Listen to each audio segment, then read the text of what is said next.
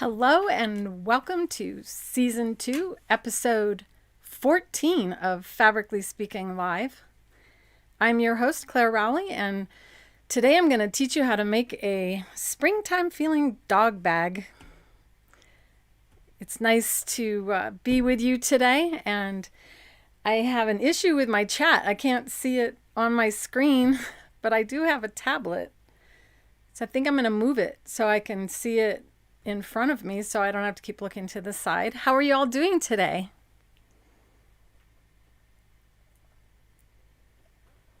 Let's see if I can put this over here.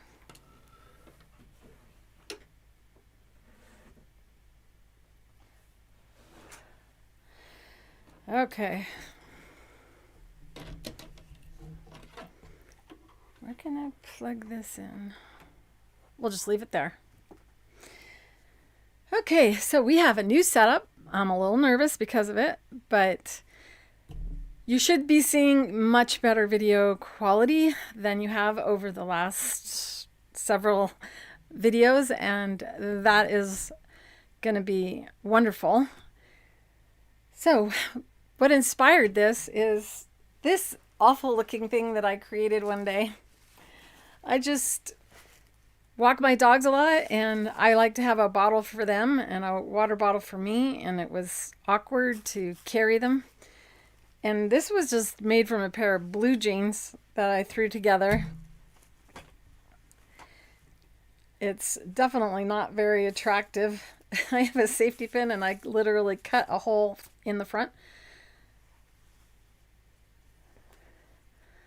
So in the spirit of the way my show goes, I've decided I'm going to design this bag live with you guys today. Hi, Cynthia. Hi, Sherry. Hi, Tina. Let's see here. You guys have logged in. I need to know that one of you guys say hi? Because it's usually more of you chat. And if it's not working, I may have to have my son help me turn it on. So if one of you could do a thumbs up, any one of you say something, so I can see that the chat is working, because it said the chat was disabled. All right, so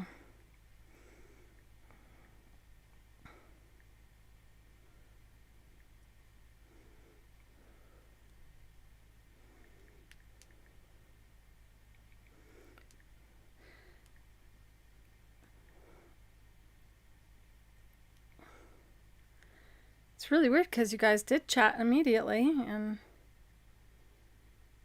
so hopefully he's close to his phone and he can fix that. All right, so what I'm going to use here are Lorelei's Designs fabrics.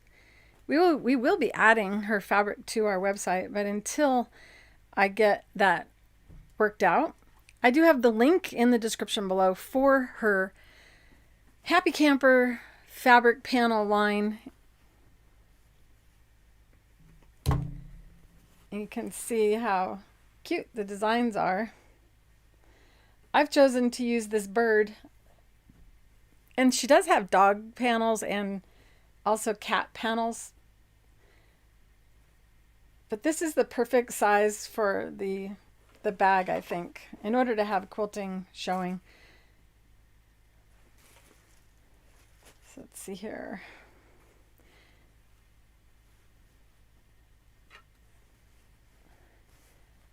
So what I'm going to do is embroider the bird and then applique it onto the main body of the fabric that I'm going to then quilt. This will be the main body of fabric.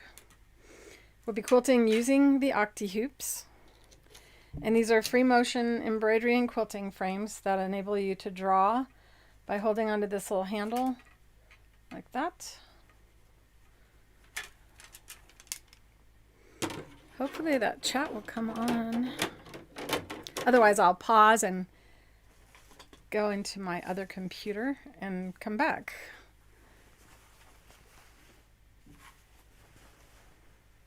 So should I use this fabric? I was like, I think that's too busy. I think I like this whimsical kind of feeling one more.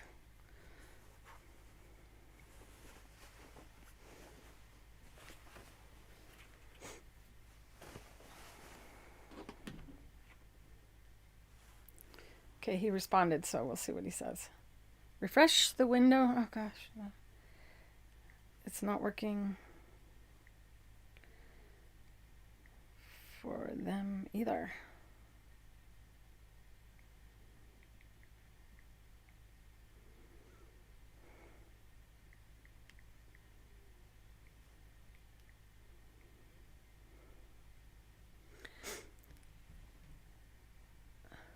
I think it might be a setting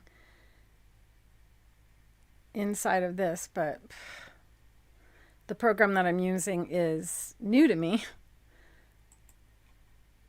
But it's so much more fun when you guys can chat.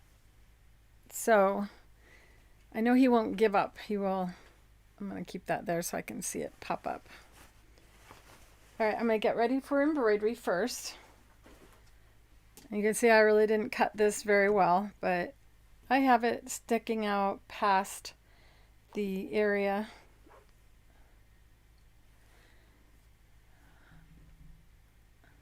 He said the chat's working now, so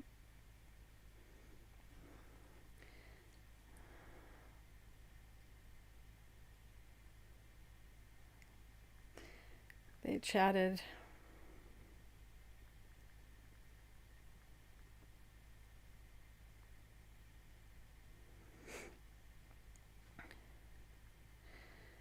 After live. No.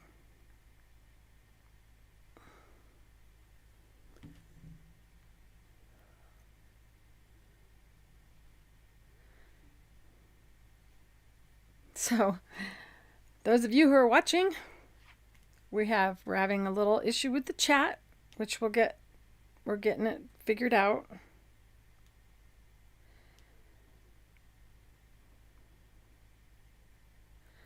Why aren't I seeing you chat? I've got to be able to see it.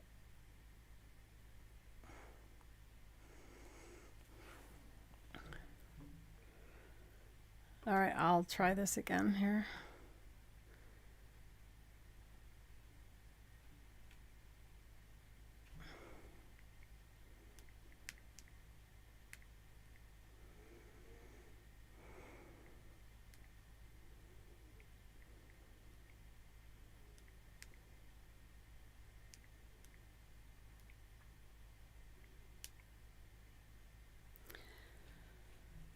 It's interesting.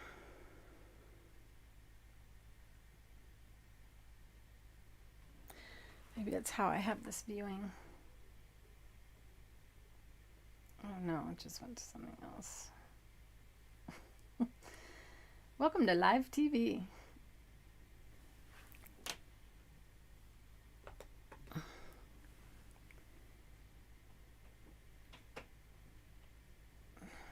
Let's see if I can get back to where I was.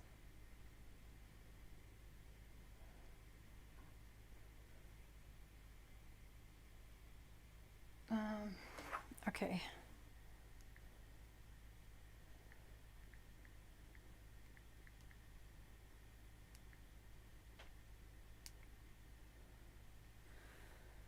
Okay, he's going to send me the correct link so I can participate in the chat with you.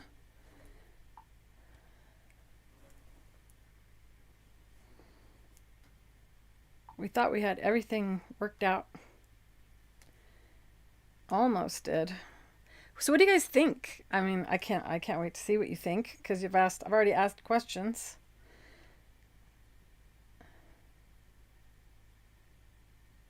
That didn't work. If you're watching, Vincent, that did not work. This is very weird.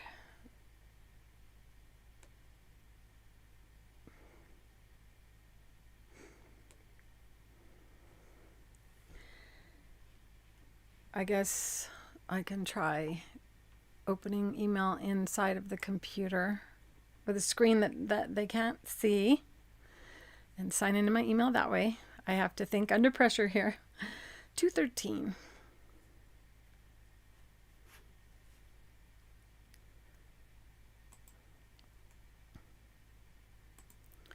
One second. Hopefully this will work. It'll be so cool. Usually I can talk while I'm trying to figure something out, but this is taking all of my brain cells.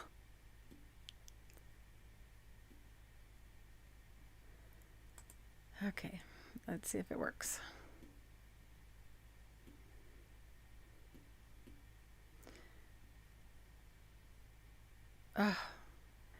Well, that chat's working, but it is really hard to read because it's far away. So let me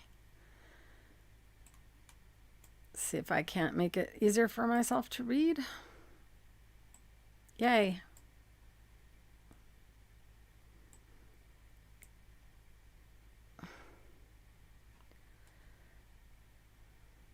Where'd it go? Slide it up here. Yay.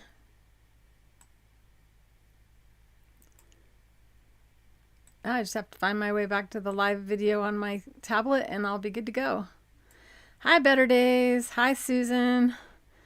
Tina Pearl. Brenda.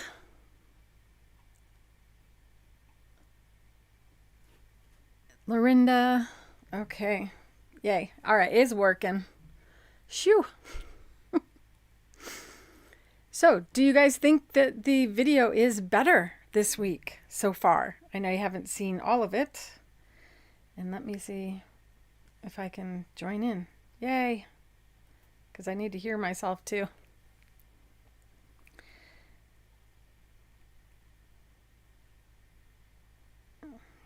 It's lagging. What happened? Turn the chat off on here. Full screen.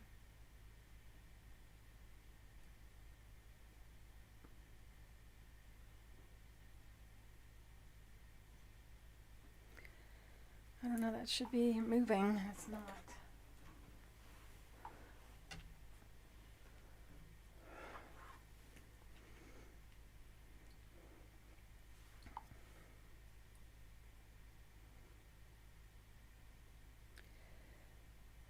Yeah, not on Wi-Fi.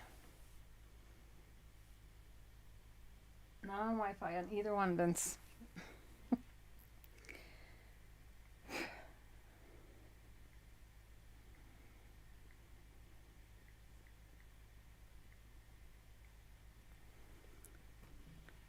Oh well.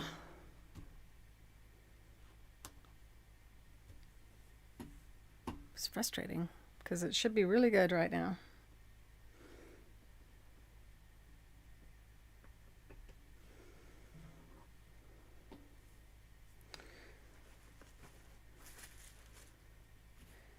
Okay, so I'm going to prepare this to embroider on and choose which hoop I'm going to use.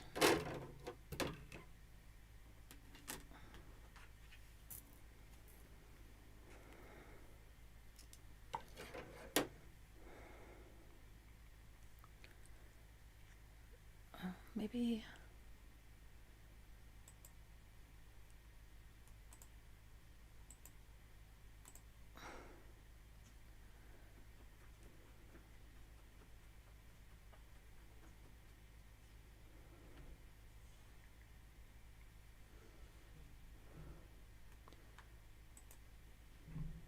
all right.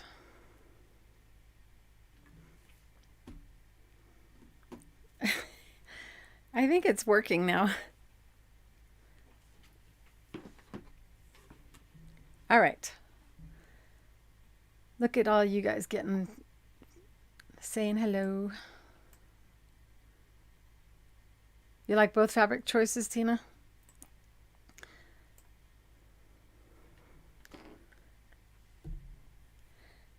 And what I'm trying to do is make it's so that you can see what I'm doing, and instead of having lagging video. So I think this frame, and this is my Caterpillar tablet, I'm going to unplug it so it doesn't turn on while I am not ready for it to turn on.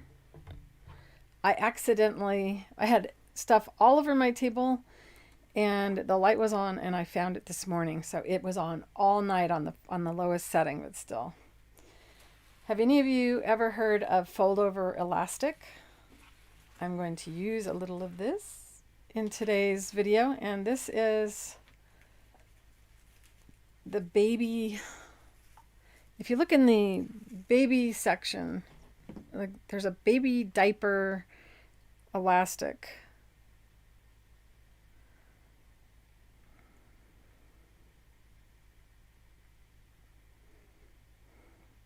Okay.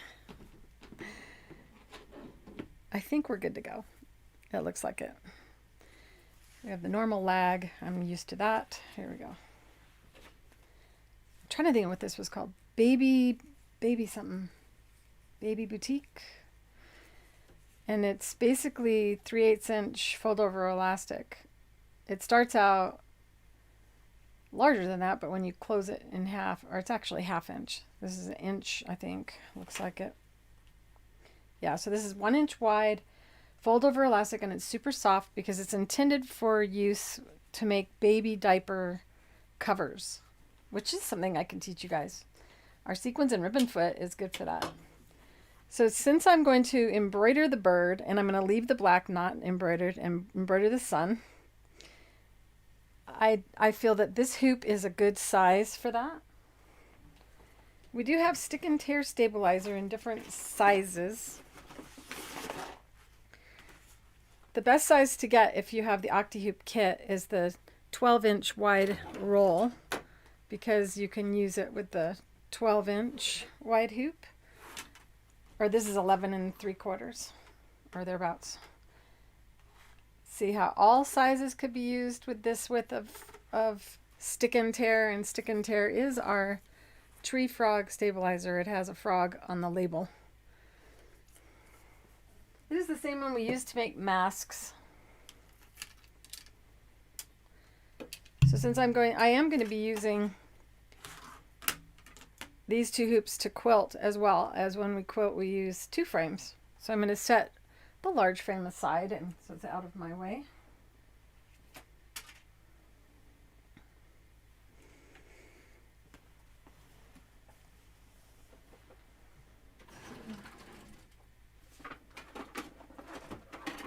There we go.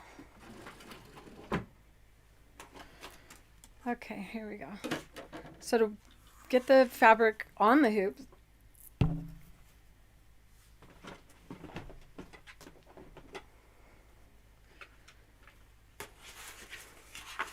we just lay it out.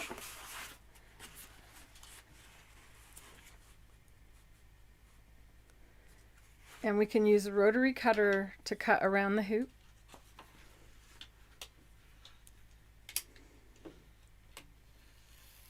So you have this option. You also have the option to use a pen and write around it. But because of the raised edge, this is in essence a template for doing octagon shaped projects. And today I was thinking it'd be fun to do an octagon pieced project. Well, now you know what use you have for this season. If you have the Octi-Hoops, you're ready to use our stick and tear for embroidery. That was Cynthia. You both have not used it. Was it that you bought it for mask making and you didn't use it for that? Is it that life has kept you too busy? Happy Thursday, everybody. Come on. There we go. Isn't this view better? I got the camera right above me now. It's no longer going to go while I'm filming. If you guys remember that from past episodes. So now to release the release liner, which is the shiny side, just fold it in half.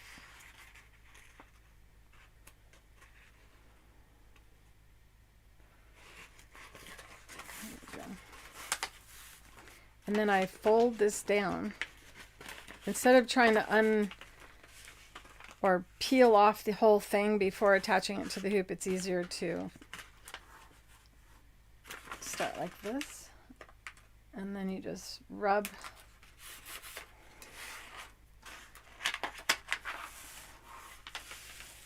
And know that inside of your kit you guys receive, if you bought our Octi-Hoops, there are 3 stabilizers inside of the kit. One is the stick and tear. It's 3 feet of it is wrapped around the cardboard square when you purchase the Octi-Hoop kit and open it up. And then there's the cover up, which is the vinyl that we use to block the color of fabric from showing through, to make it so you don't have to use as many stitches to embroider something.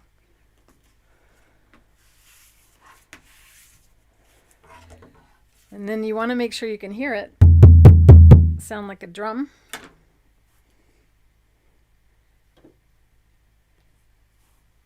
And because this is going to go on to something else, I don't feel the need to stabilize it with anything else.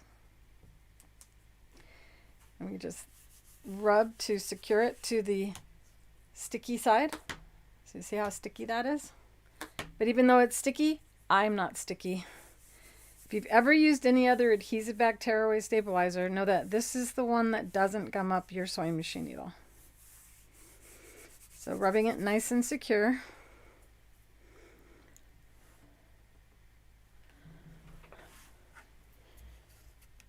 And then it's held in place so you don't have to worry about it shifting on you.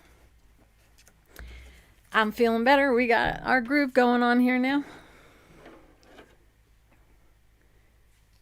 I'm going to take now and place the hoop beneath the sewing machine foot area.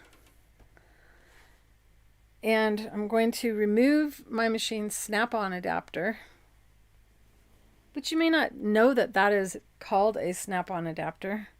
It's for feet to snap on and off of. I gotta make sure I don't tip my head over there. You're not getting seasick? Yeah. There's no cell phone today. I wasn't going to say it, but we have 3 views. It's all this computer can handle. Here we go.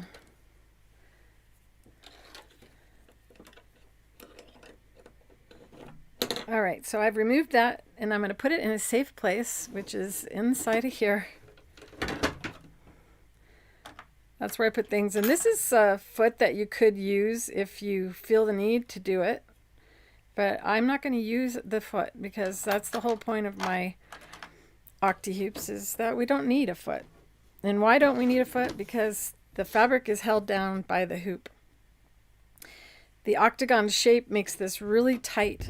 It's far better than using wooden hoops like this. This is what we used to use for machine embroidery, and we had to worry about getting beneath the sewing machine needle.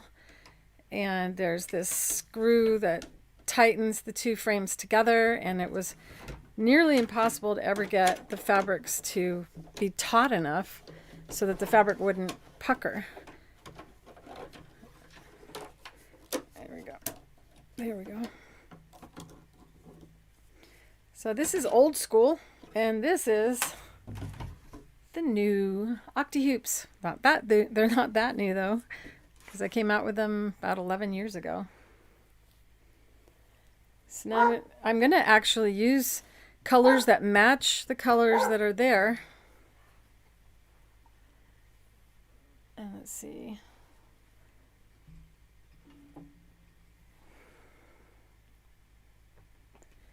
And I'm going to use the thread dispenser to put my threads on so that I don't have any interference with the sewing machine on making the stitches sometimes your stitches can pull too close to the needle and then you get shredding above the eye of the needle. So that won't happen if your thread has no trouble at all getting to the machine. And we're going to need 1, 2, 3, 4, 5. We'll see. We'll see if I can match all those colors. I almost was completely ready today, you guys. It's a little darker than his tail, but I think you probably want to see that. So this is a good purple for the tail and maybe that head feather. Let's see, I need like a lime green, and I have them right behind me. That one's a pretty color for the green.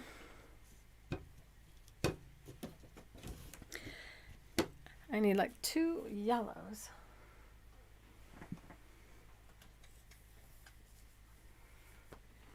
I've definitely been feeling like using yellow a lot.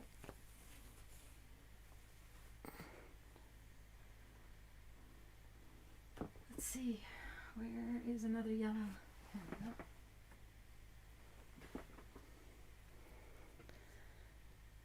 So that'll, looks like a good match for that. And I think one color lighter on that yellow.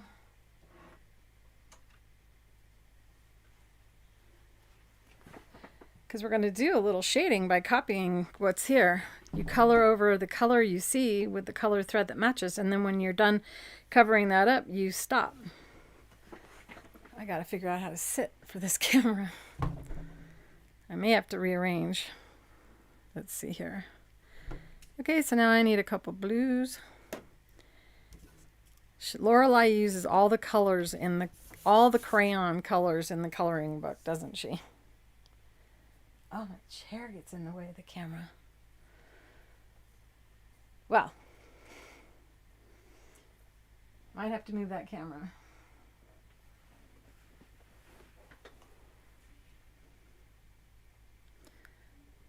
Let's do this. So I'm matching all these colors. This would be a good time for you to ask me questions. These are the 40 weight Polyfast embroidery threads that I'm using. And we want to use a 40 weight because we really want to see that area get covered up a lot. So I'm needing a couple blues and pinks.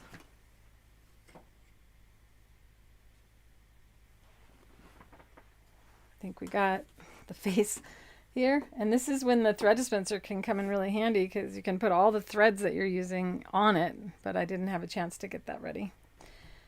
Okay, a couple blues and black. I think this is the same as the sun. Hopefully this won't take me 8 hours.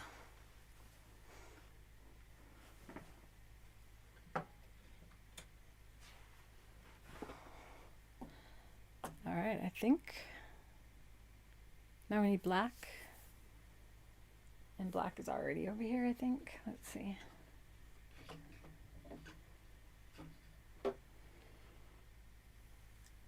Yep, and there's the Polyfast black. And it's always good to have a white if you need it. And in the bobbin, you can use the Deco Bop bobbin or lingerie thread in the bobbin. Lingerie thread would be normally my first choice because the lingerie thread stretches and comes back. So it like increases the bobbin tension just by putting it into the sewing machine. When you wind a bobbin with lingerie thread though, you want to wind your bobbin slower or half speed. And we do have the Creative Feet original lingerie thread back in our website. Look for nylon threads inside of the thread selection at creativefeet.com to find them. And lingerie thread is the best one for use in making t-shirt quilts as well because it's strong. It can withstand children jumping up and down on a bed as well. So if I was going to make a quilt for a child, in adolescent, someone likely to do that, I would use this for piecing. You don't have to match your color to the fabric. You can use white for all your light color fabrics or the black for your medium to dark colors. And that's why you'll see that we only have 2 colors right now of the nylon thread. And I say right now because I do plan to add more colors as time goes on. Now that we were able to source our original manufacturer, which is a United States made thread. Isn't that nice to know? So we like that camera view, except for I have to put my head in front.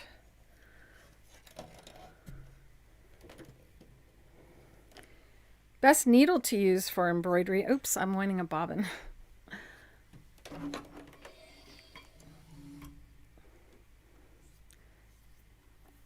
So I still go through the tension and everything the way that the sewing machine usually requests for the thread to be put through to wind a bobbin of nylon thread. But instead of winding at full speed, I'm going to put my speed, because I have the ability to control the speed of my bobbin wind, to the halfway mark. It takes longer to wind a bobbin, but you're not going to be stretching and releasing the thread as fast. And that's what causes your bobbins to break apart. They call it exploding bobbin. And nylon thread got some bad comments because of that. Well, you wind a bobbin with it and your bobbin can explode, but it really does not explode. So we have Susan Flynn and Susan Vetter and Sandy Flynn. I thought we had another Susan. We got lots of S names here today. There we go.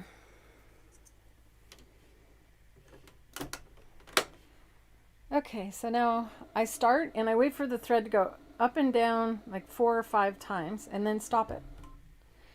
Then cut the thread close to the bobbin instead of holding on to it until it breaks. It's not a good habit to get into, because when you pull on the thread till it breaks, it actually starts to tighten it inside of the bobbin and can cause a knot. So when your bobbin ends, if your machine lets you sew until the bobbin runs out, it can cause problems, tie a knot, and you could regret not cutting it that way. Your dog is snoring, Cynthia?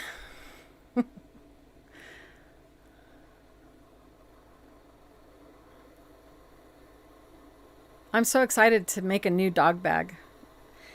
And I brought it in here and they were both so upset because they know that that bag means we're going for a walk.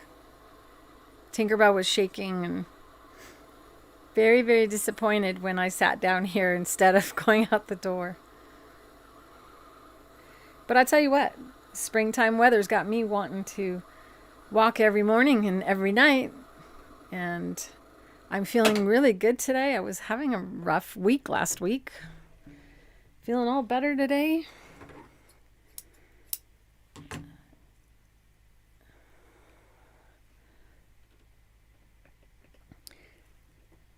So you can see nylon thread has a real strong shine to it.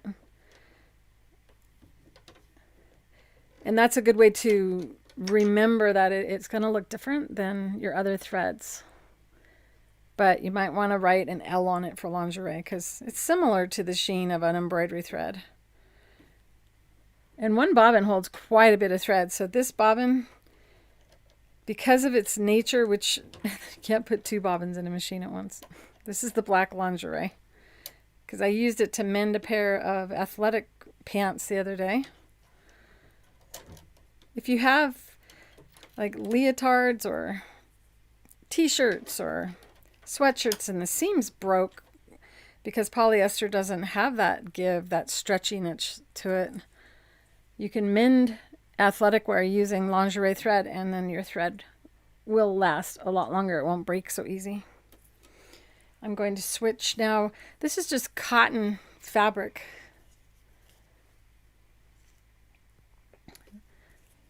So I don't have to, I can use just a universal needle and give it a go and see how it goes.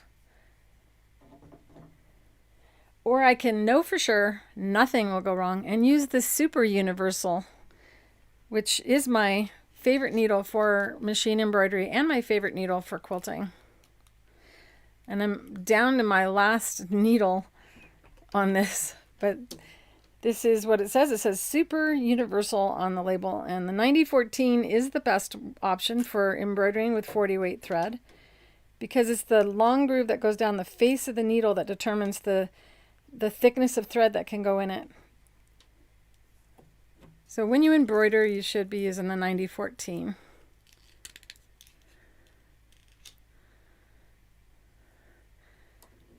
Hi, Marcia. You're not really late. So this needle feels like it's great. I gotta remember what I was doing last. I think it's a stretch needle because I was mending. But did I change it? I don't know. I cleaned up and I don't have my package stuck to the machine. You know what it is? It's a 16. It was from making this bag. And I did decide to use it for my rotary cutters. Because of the handle, it actually hangs on my handle of my drawer, and I can just place all my rotary cutters in it real easy and then just let it go, and it's always there. I do plan on making that bag, but I'm going to do something different. Can't wait to show you. And I'm going to use the fabric that's hanging up there, and they will be pre-recorded videos. It won't be live like this, so you can get to the meat of what we're teaching, or what I'm teaching, faster. So now I'm going to choose what I'm going to embroider first with all these colors here. Let's see here.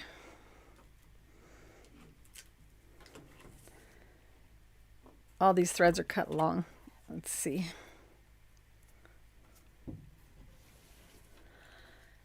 What part of okay? I don't know. Are you guys all just talking amongst yourselves?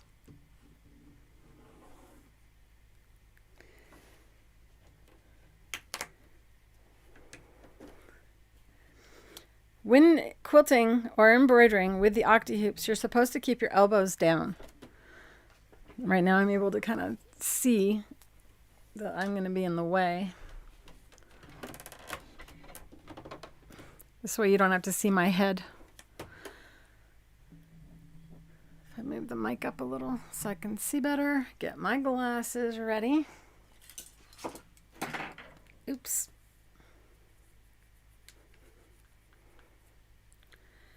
Here we go. I'm just going to go ahead with yellow first because I feel like it.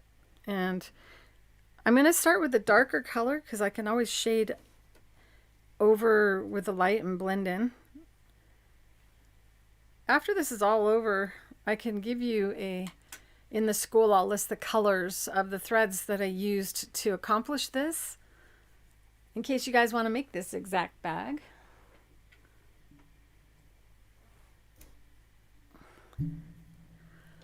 Did you all have a nice Easter weekend?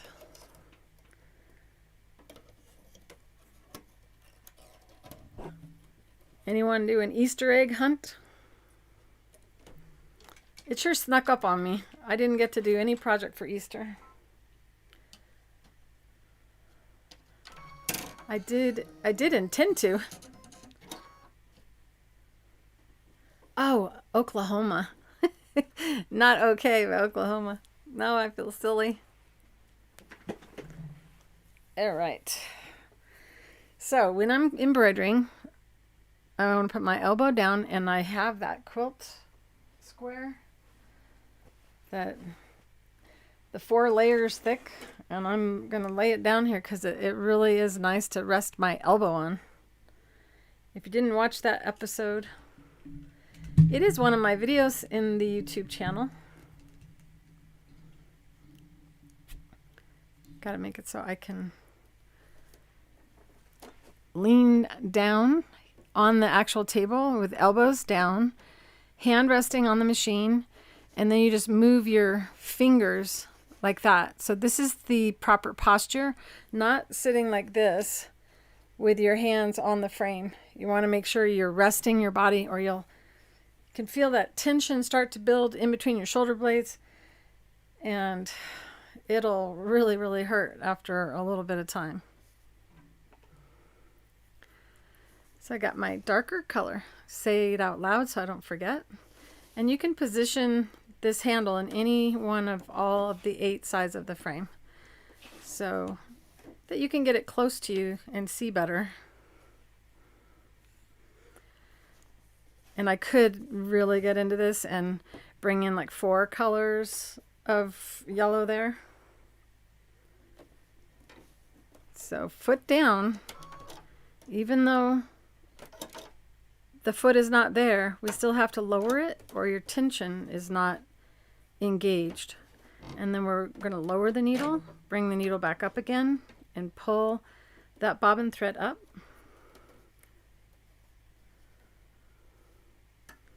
I can't grab it. I have my tweezers somewhere close. I thought I did.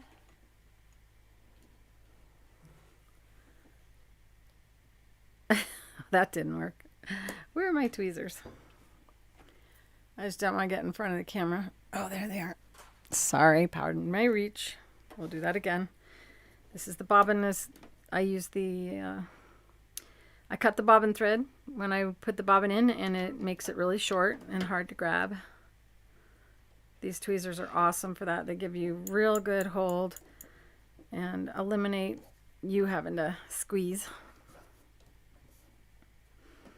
And the sewing machine settings for this is straight stitch, and you can lower your tension 1 whole number from normal. So if the tension was normal at 4, you go to 3. If you don't know what your tension is at normal, because the sewing machine is automatic, go into your instruction manual and find out what normal is if you can't tell by seeing on the digital screen. I need my little scissors.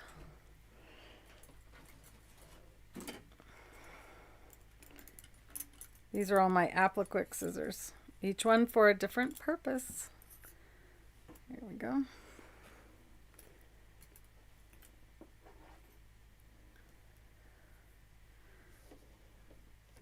And these are my fave scissors for cutting thread for embroidery. And sometimes I do this. I don't know if it's a good habit or not. I just stick my scissors in the outside area, so I know right where they are, and they kind of are stuck there. They can't get off of there. But probably not a beginner habit to get into. And then this hand is going to draw by moving your fingers, not your hands, or not your elbows. So elbows are down, shoulders are relaxed. And then you draw the same direction that you see the fabric lines are going. So just say out loud, I'm coloring, I'm coloring. And you can go fast if you feel comfortable. I only have chosen to use 2 thread colors for the sun.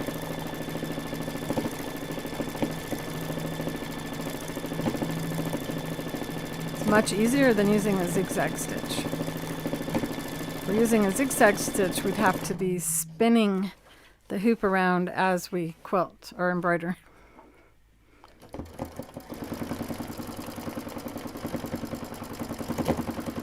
It's up to you how fast you run the machine. And by the way, I didn't lower the feed dogs. So if you don't have the ability to lower feed dogs, you don't have to. But I'm going to go ahead and do that. There's less tapping on the back of the fabric. Next thing I'll be doing is going around. I'm going to just kind of be very light just to anchor that, and I'll come in afterward with the light yellow. I got to think about what I'm doing here. I'm going to create a little outside shading with this. So if your mind likes you to work in smaller sections, you can.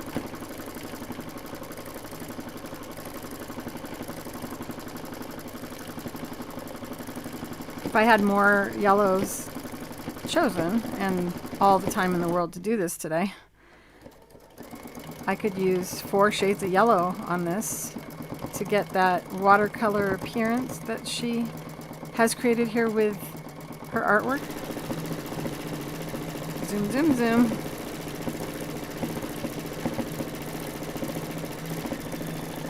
We have a bag to make, so I can't take too long.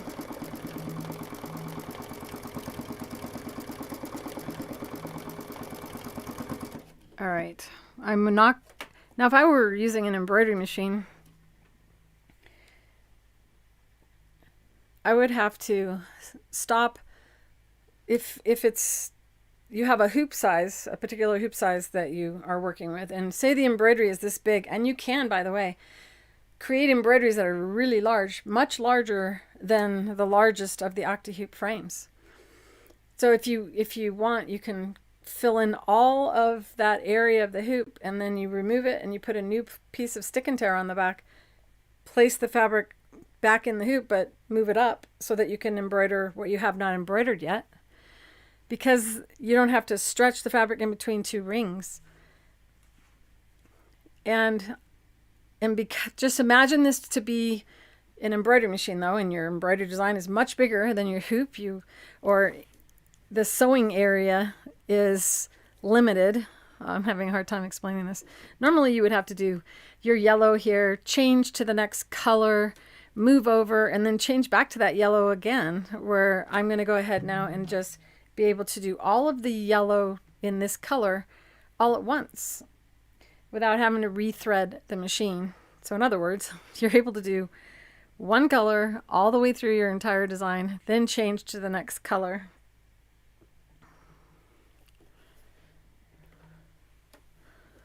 Here we go. So I'm going to actually move over to this one here. And that's created a carryover stitch on the bottom of the fabric as well as on the top. So you should, if you're concerned with things getting caught on the machine, tie a knot, cut the bobbin thread, move over. I'm just in the essence of speeding up time and knowing that this machine doesn't have a lot of area for that to get caught. I'm just gonna quickly do this. This is when I wish I had music to play for you. So now I'm gonna move over to here.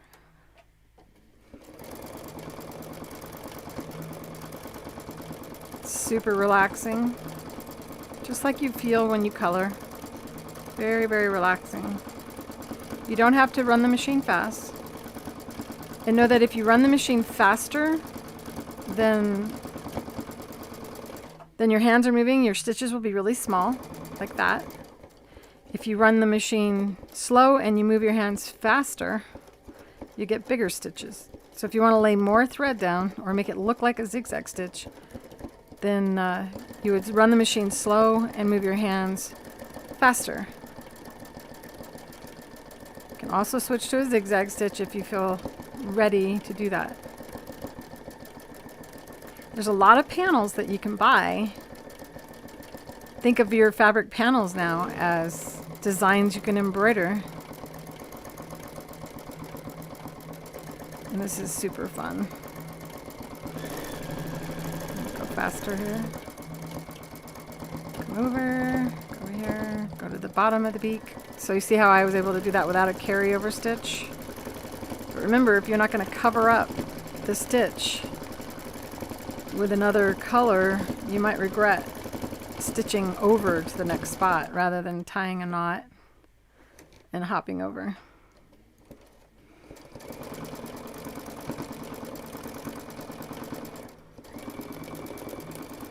Now it's kind of far away from there. I'm going to spin it around, take the handle out, and now I'm working on this side again, which is easier for me to see.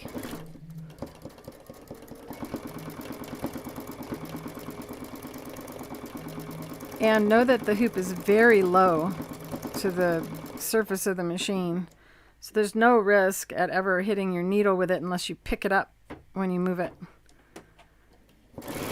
Whoopsie. I speed sometimes unintentionally, which could happen to you as well. If you have speed control on your machine, while you're learning, you may want to reduce the speed that you're running the machine. So I'm going to hop over. Notice that I can see. And the reason I can see, I don't need to, and because I can see, I don't have to lower the needle each time I move over to a different spot.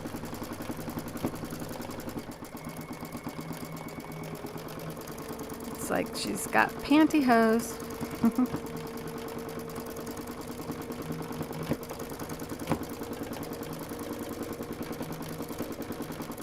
There we go.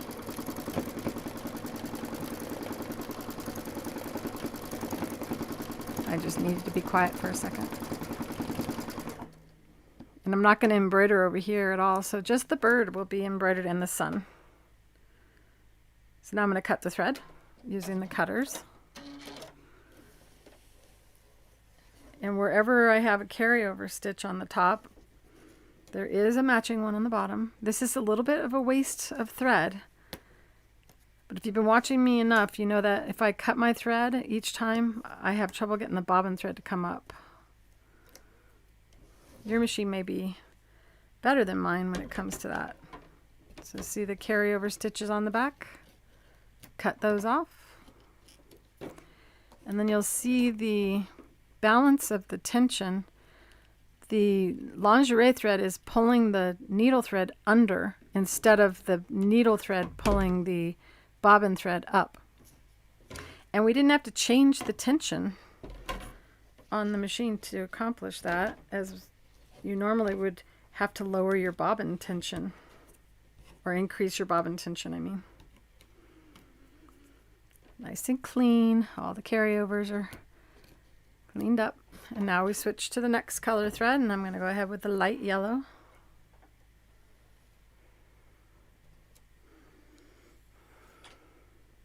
Have any of you done the thread painting? Yes, Pearl. This is thread painting. Thread painting and machine embroidery free motion are, in essence, the same thing. They just called it thread painting when embroidery machines came out to help differentiate the act that you're actually painting your fabric with thread yourself instead of the machine automatically doing it for you.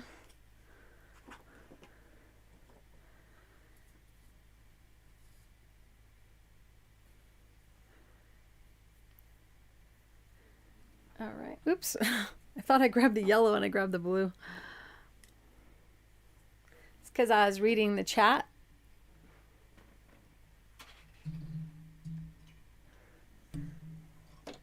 This can be accomplished even with a featherweight sewing machine or an antique treadle machine. As long as the needle is able to go up and down,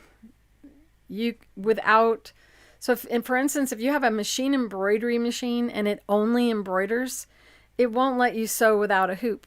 So that would be the only machine you can't do this with. I do love my needle threader.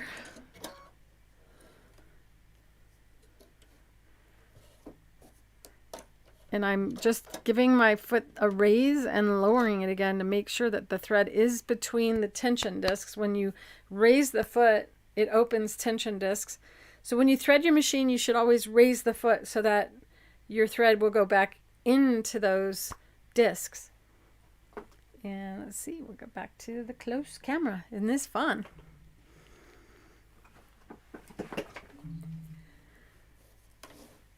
So now everywhere there's light yellow, I'll just go over that. Nobody has a question? So I'll go over here. Notice I'm going slower, and that's because I have to pay attention and try to get to those lighter spots without covering up the black. Cover up the black, you won't know where to put your black thread. I should have cut this tail. This is a bad habit I have, leaving the tail there and holding it. And I didn't bring the bobbin thread up, which I should have done. So know that Even those that have been doing this, I've been doing this since I was 16 years old, by the way, free motion, but I always wished for a better method so I didn't need to have to sew on something other than the actual garment. So with the Octi-Hoops, you're able to embroider on minky, t-shirts, sweatshirts, wedding veils. Any type of fabric that you want, you can embroider on it with our Octi-Hoops. Free motion. And the reason that you couldn't do it before was the way the fabric was held into the rings of the hoop. Okay, so now I'm going to go up to the beak. I'm going to do the same thing. Bring it up, and then I pull back a little bit to make sure I don't have the tension too tight on that needle.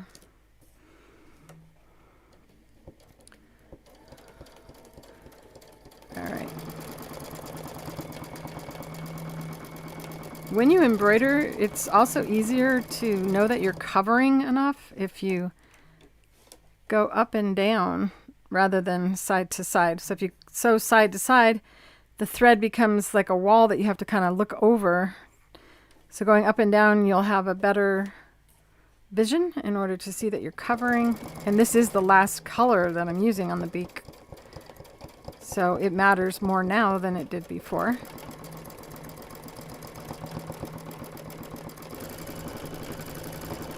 So if I had a foot there, I would have a really hard time seeing where I'm going. Notice that these fingers are what's driving the hoop. I think my tension's lower than it needs to be. So I'm going to go up a little bit.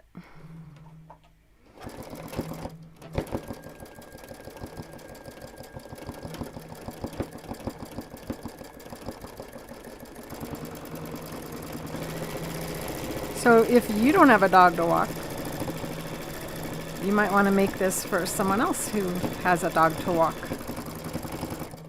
Or you can just do the embroidery and not even make it into a bag.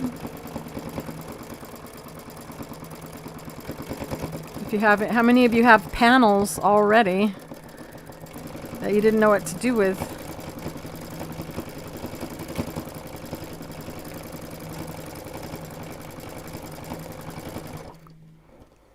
See how pretty that's looking? I don't know if you can, how well you can see. That's a long ways to go, so I'm gonna, well, I'm just gonna keep doing that. Here we go, and continue.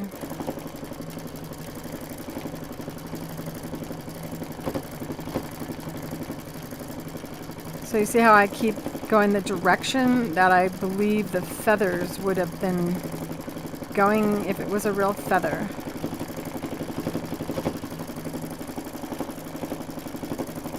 Every time I do this, I remember Lorelei using my hoops for the first time. She found out I was using her fabric to demonstrate at a show. So I brought my hoop over to her booth and let her try it, and she was having the best time sewing through her own artwork.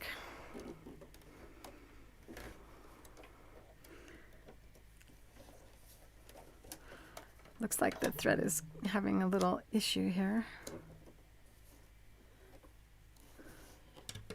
That's what I get for not doing it the right way, you guys. Oopsie. A straight stitch is in essence a knot. So I'm safe to cut that right off.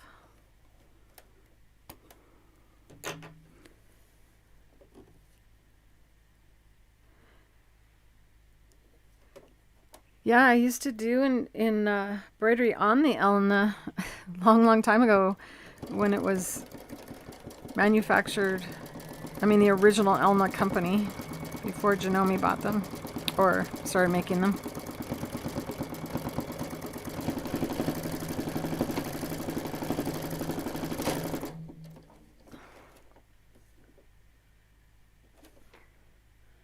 Something caught on something.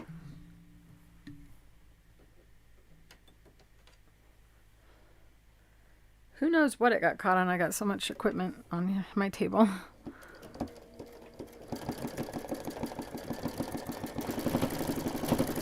got away with it. Go in the middle. And I'm going around in a circle. Slow my hand movement down because I don't want it to look zigzaggy.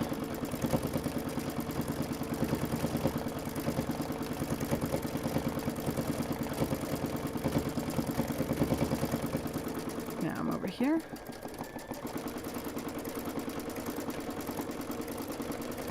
Going out to dinner again, you guys.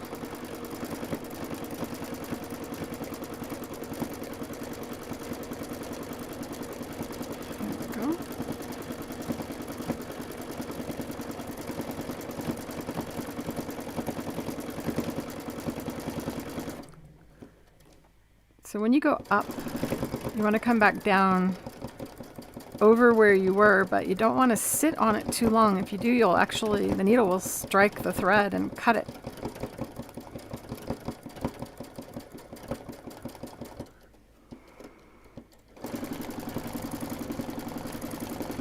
The lag is minutes long. It's just astounding how long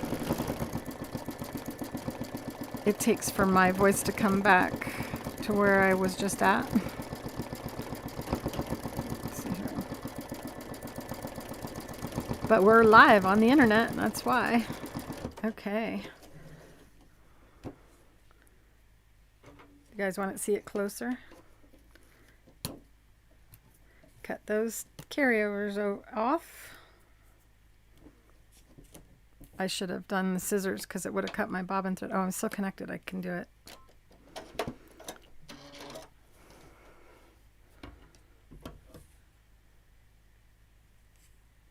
See how pretty that is? That doesn't look like free motion, does it?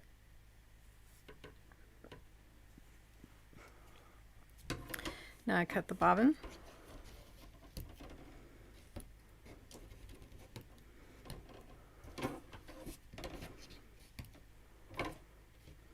I'm thinking, what color should I do next? But I tend to do that. The darker color first and the light color second. What color should I do next, you guys? The more you chat, the better it is for the YouTube algorithm and thumbs up and stuff.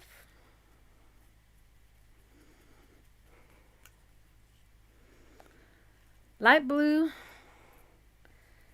I actually got like a blue and a teal for the blues. I think they'll go good together anyway. You're all still there, right?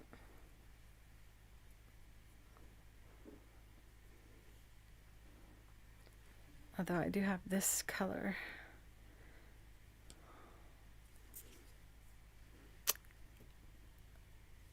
I think I'm going to do this one instead. Once again, this is the Polyfast. This is the 6587. Very pretty color.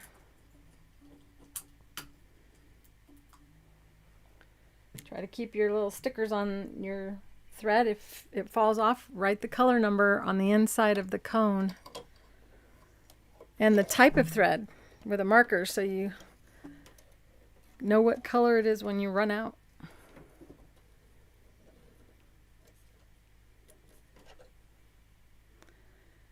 Okay, threading my needle. Oh, I'm sorry, I'm doing blue. Thank you. Thank you for participating, you guys. Are you guys tired from your Easter weekend? I'd love to see some of your thread painting, Pearl. Oh, I thought the feed moved up. Somebody read that they've done it. There it is. Ellen has done it. Should share some pictures in the school. And if you don't know, I have a school. It is in the description below the video.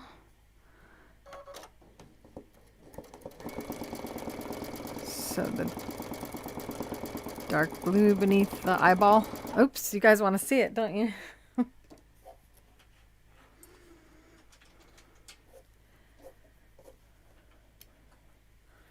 Here we go. This is a very relaxing process.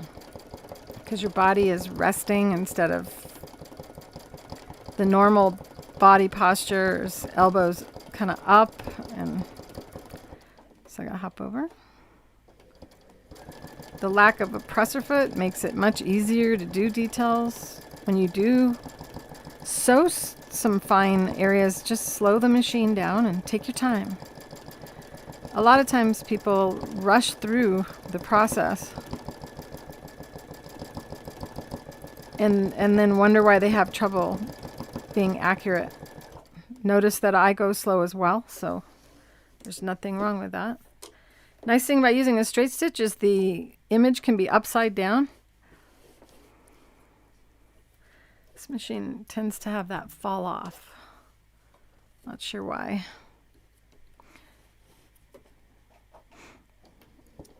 And time for the belly.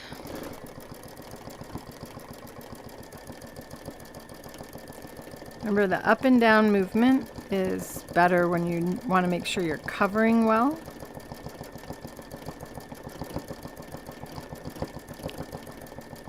Nice and slow so that I don't go into the green. You can also do small movements close to the edge. If you tend to trace when you color and then fill in an area, you might feel that inclination when you're embroidering, and there's nothing wrong with that.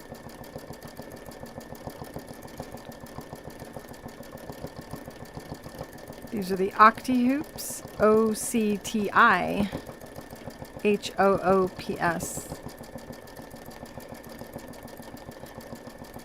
And I created this because free motion was always, you had to do it with a foot.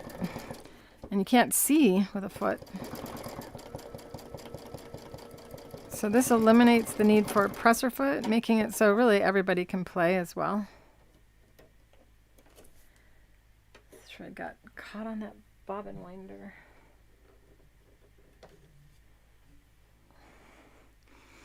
Let's see if I get away with it.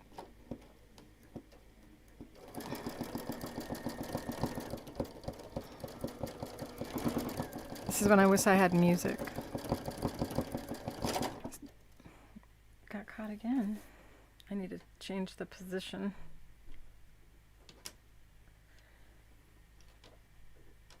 I wish they would go back to the old-fashioned bobbin winder and not have it have a cutter on it.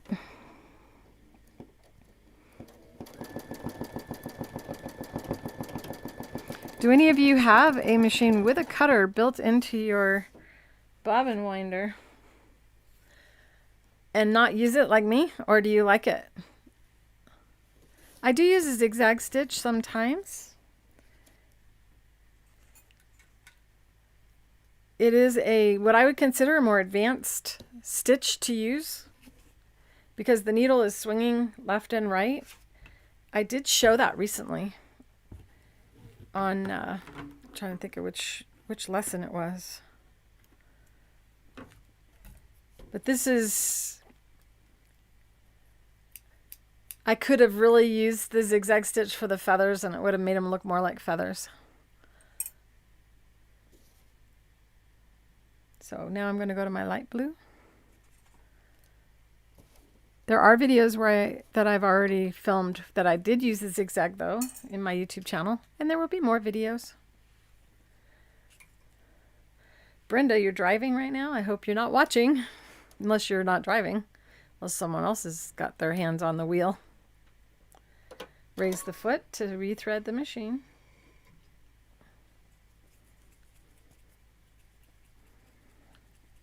Starting to come to life.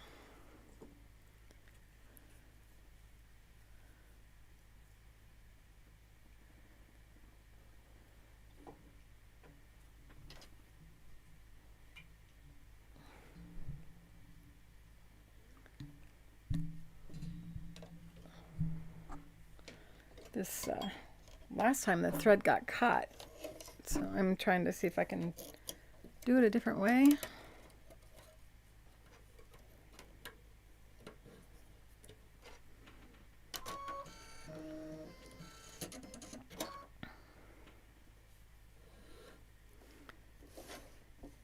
All right. Time to bring those eyes to life.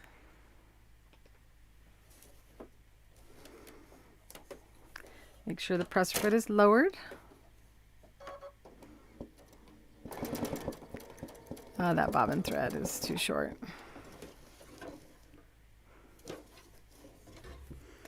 Way too short. It's all the way in there, see? And that is in part because of the nylon thread. Let's bring it up. Yeah, just go back to my old way of doing it and not use that.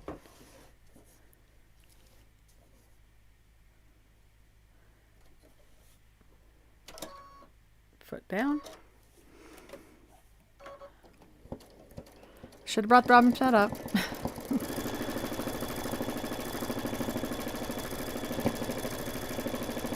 I should have taken a picture of this fabric before I started so I knew where the whimsical little swirls are.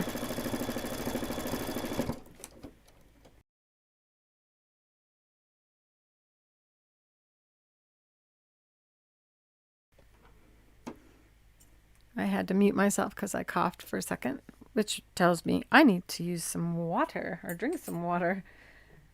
This is a time for everyone to hydrate. You got your water.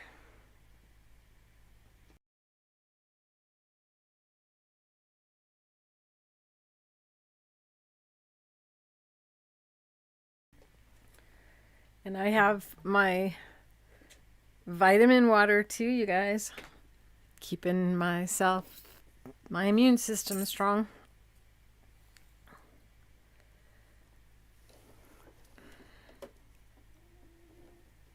Okay, Tinkerbell's moaning. Oh, this woman. She is in this sewing room way too much.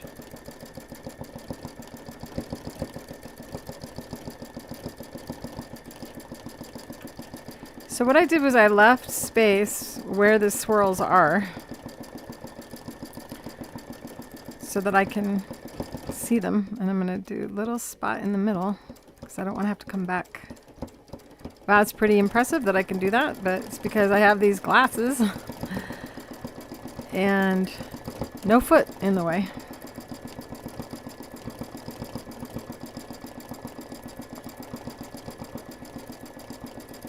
I probably could have gone a little closer with the colors here. Oh well, it's just a dog walking bag. Now I'll go to his eyeballs.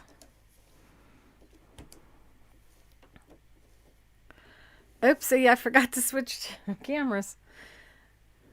So you can see I have the light blue a little bit too blue.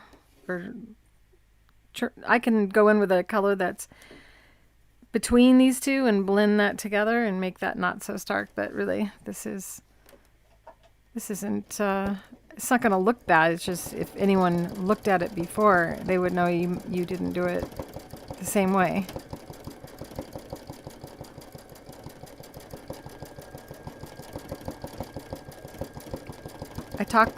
It's harder to talk when I do smaller spaces.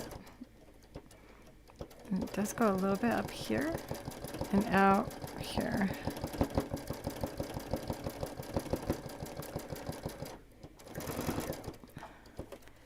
It looks a little dazed because it is Happy Camper is the theme of this fabric by Lorelei Harris of Lorelei Designs. I love her artwork.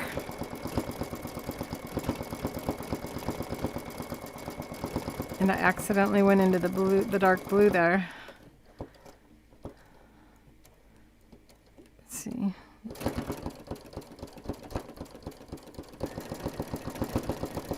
But I'm actually not as close as I should be, so you guys can see without my head getting in the way.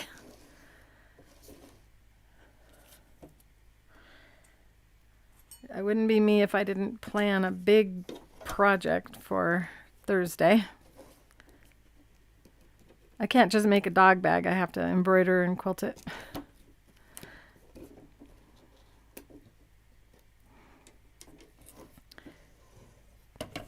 But I've been wanting to make a new one so bad. I've actually been hoping no one actually notices my bag because it's so old looking.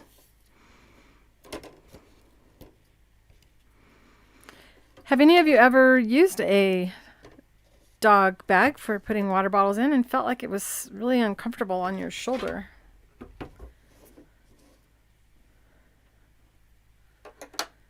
All right, now I'm going to do the pink because that was the second choice.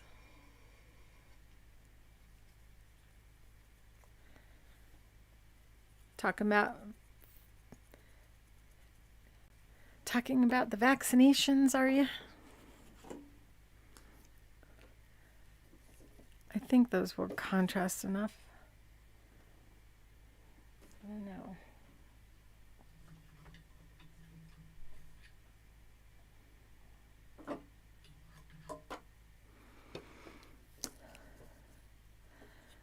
That pink is off. That's what it is. It's more of an orange or peachy color. Let's see what I've got.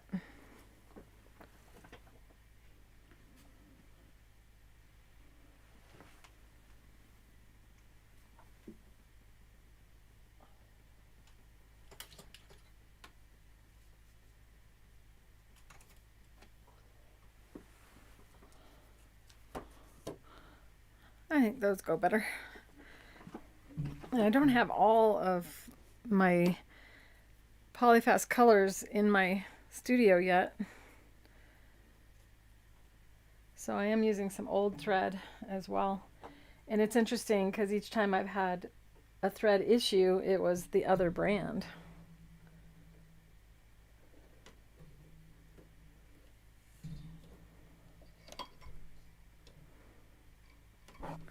The Polyfast link for the Polyfast embroidery thread is also in the description below. And each time I wanted to show you guys my website and it just didn't function. So this is the school, and this is the Creative Feet site. So if we go to products and thread, you'll see the different varieties of thread that we offer. This is where you'll find the lingerie thread that I'm using in the bobbin. When you click on this, you'll see that there's clear monofilament, and then there's the white and the black. And the white and the black is the lingerie. Anytime you want to know more about a thread, you'll see this is what's called an accordion, and you can click on these things to learn more about the type of thread. And the same thing is true on needles. So I'm pretty sure, because a lot of you are having trouble remembering everything that I say every week, as you should be, because it's a lot. I don't just show one thing, do I? So if I go back to the Polyfast thread, they're broken down by group. So this is a lot of threads, 210 colors, and they're on this color chart. You can see how you can zoom in to see the color and the number and the name. Know that the name is not on the spool when you get it. So you might want to print this out, or you can save it to your computer. Or you can always just come back to our website every time.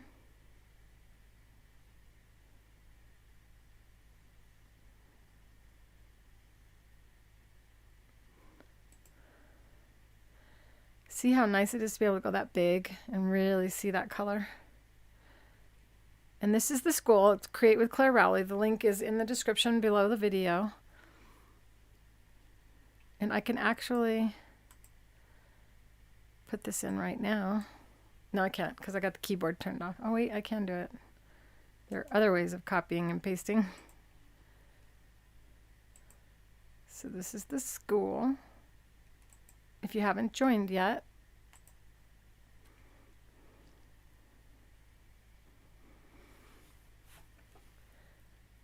all right, back to the sewing part.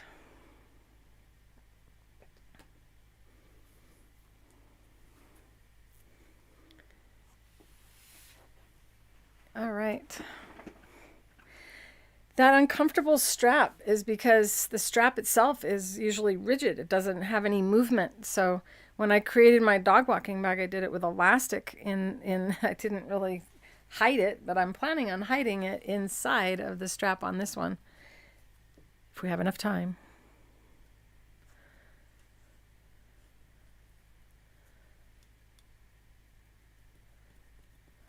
And you can embroider on your masks too, Abby. And welcome to the feed. I don't recognize your name. It's nice to have you with us today. Oh, you have the products, so I would love it if you shared pictures, if you managed to take pictures of those before you gave them away. I used to embroider. I embroidered for my nieces when they were itty bitty before I had my own children, and I fell asleep while embroidering on my machine, and the little take-up lever that goes up and down in front of the older machines, they all used to have it exposed, and I used to have like little bruises on my forehead from getting so close to the needle. But you don't have to do that with the Octi-Hoops. Isn't it nice to not feel sore? If you have any old history doing free motion and you use these and you give it the time it takes to unlearn the way you used to do it, I think you'll find that you enjoy it as much as I do, and I can embroider for hours without getting sore. Here we go. Oh, I love how easy it is to switch my cameras. You can thank my son for the improvement in our feed. Vincent spent a lot of hours getting this all set up. So this is the dark peach. It's actually this one. This is another color. I think we can get away with using the same color here. Maybe not. Nope, I'm gonna need an orange because we got the tail. Really is up to me though, right? And it's up to you. You don't have to match your colors to what you see, but I recommend it when you're learning because it's less to think about. Lower the foot, even though there's no foot. Bring the bobbin thread up. Hey, I remembered.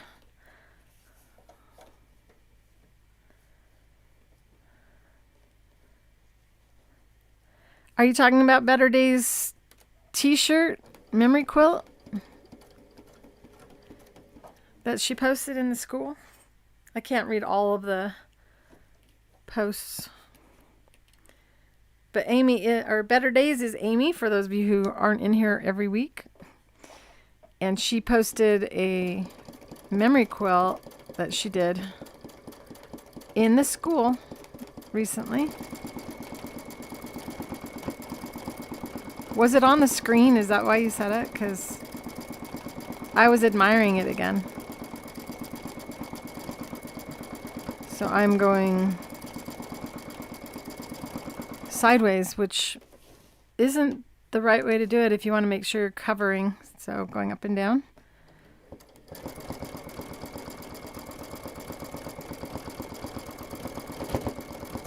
Up and down, filling it in. Not squeezing this handle, by the way. You don't need to squeeze this. It's not a pen. If it were a pen, we would have to squeeze as we push down. Otherwise, the pen would slide out between your fingers, right? So because we're not actually releasing any ink or lead or anything out of that, you don't have to squeeze it. Try to keep that in mind. I know that when I first started using the Octi-Hoops, even though I created them, I was squeezing that pretty hard. And if you have physical challenges, you can hold it any way that you've adapted to hold a pen. You don't have to hold it in the pen position. I'm going to go up here. I can sneak my way through here. There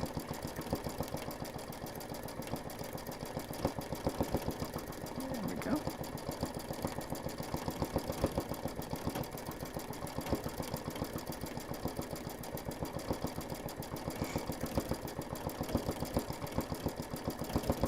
We do appreciate your thumbs up and your shares. And you can share from YouTube into Facebook.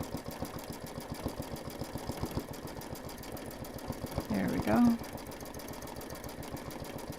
I'm so relaxed, you guys. I could do this all day long. There's something about the rhythm of the needle and resting the body, resting your elbows, I should say. Ooh, I think I'm not going to go out. I'm not going to do what other than what's on the fabric, but I was thinking that the peach going down the beak, having this color go down along the line of that might be cool, but I'm going to stick to Lorelei's art because we got to bring the black in. I tend to paint more realistic. I'm not as good at cartooning as she is. Okay, cut the thread.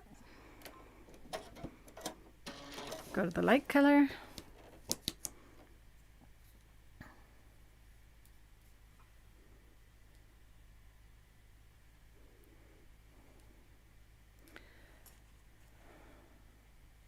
You'll find the tweezers on our site as well, under the tools link.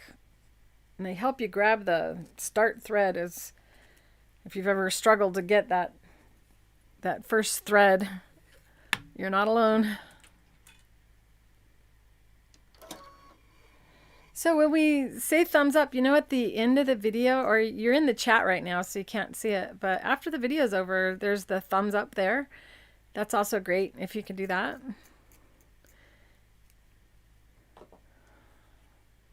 Now for the light peach. And this number, I'm not saying all the numbers I probably should have been. Polyfast 1020. It's a very pretty color.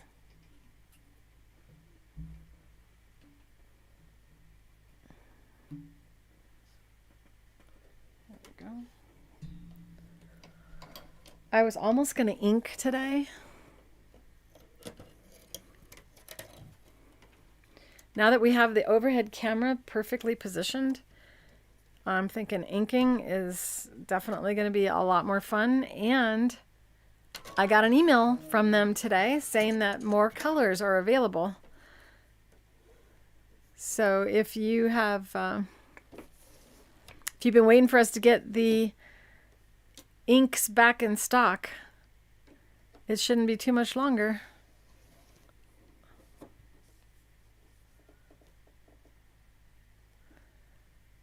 All right.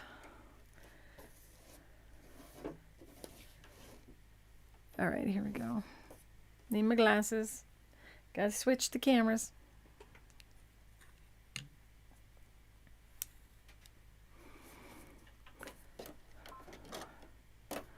Bobbin thread up.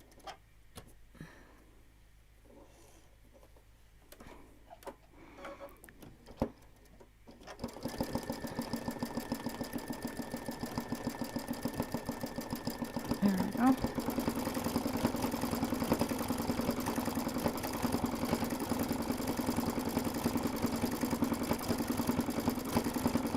I feel like I'm a little bit bird-brained lately.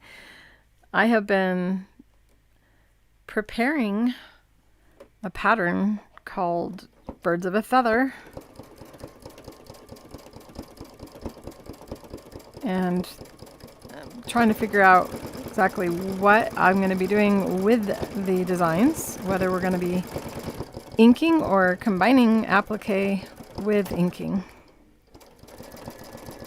But that will be a pattern as well. And you're going to start seeing more of my pre-recorded videos coming up. And more very soon. I'm going to be starting, I've actually already started to build the Creative Feed Extensive, which is our #1 request. Now that we've got our video cameras all figured out.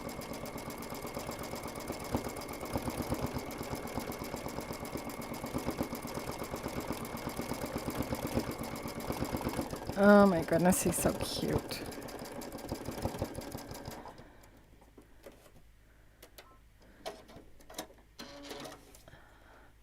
It looks like this would be a really good color to enhance each one of these feathers. So I'm going to do that. Just these tiny little slivers.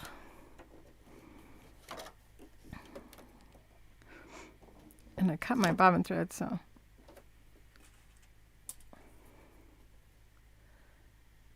Where'd it go? It's so small.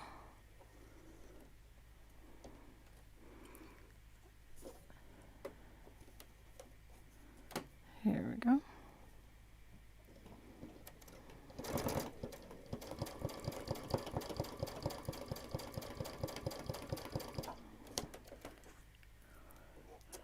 Cut those tails off so they don't distract you.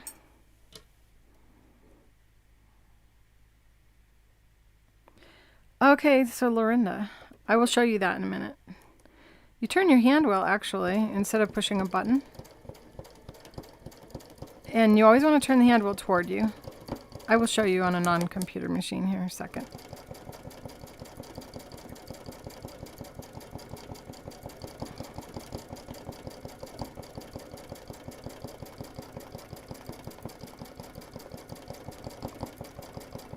Sorry, I had to be quiet. This is a really small little sliver.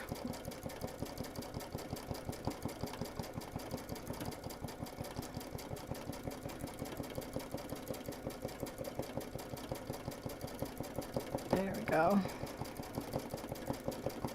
And in a second, I will show you how to bring your bobbin thread up on a regular mechanical machine.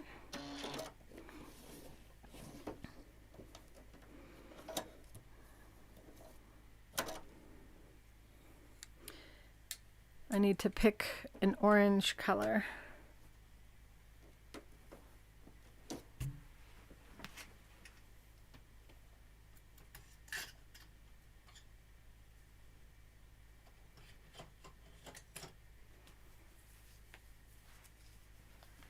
Got in the way of the camera, didn't I?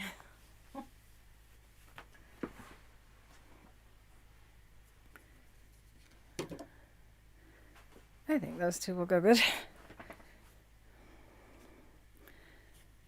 I don't know. That seems too rusty. Do I have another orange close by?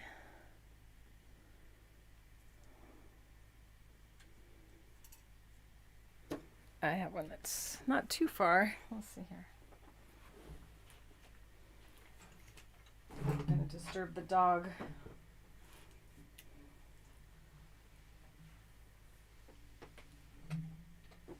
That's better. Yeah.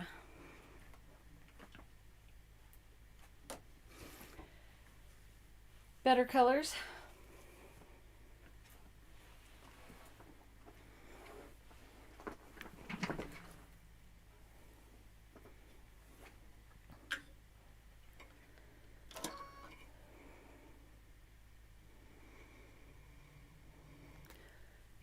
So when you thread your sewing machine, it doesn't matter what kind of machine you have, you should have the foot raised up. This machine has a button that I can also push, but that's the traditional way of raising the foot. And I'm going to do the darker orange first.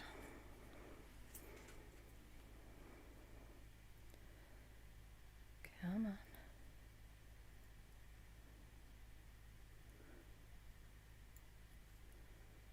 There it is.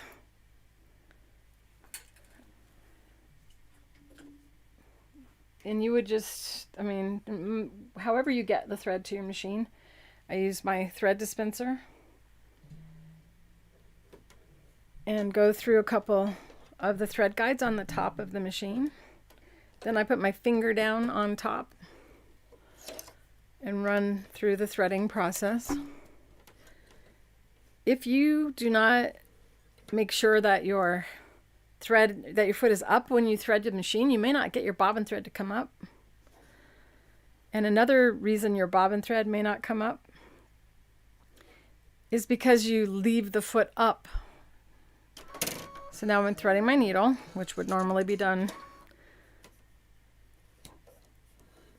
by hand because this machine has the automatic. So now I have to lower the foot, and it must be lowered all the way. So if you're using the foot down button and you don't see the green button on an electronic machine, you don't see it say start, then it's not ready to bring the bobbin thread up. So forget embroidery machines. Now for a mechanical machine, you would lower the foot. You must lower the foot in order for the tension discs to hold the needle thread. Then you hold on to your needle thread and take your hand on your hand wheel. And always turn the hand wheel toward you. So you'll be turning it so that it's going toward you with each motion. And you just turn the hand wheel all the way toward you until it goes all the way back up. And then pull on the thread. If it doesn't come up, then you're probably not all the way to the full up position. And that is how you do it on a mechanical machine.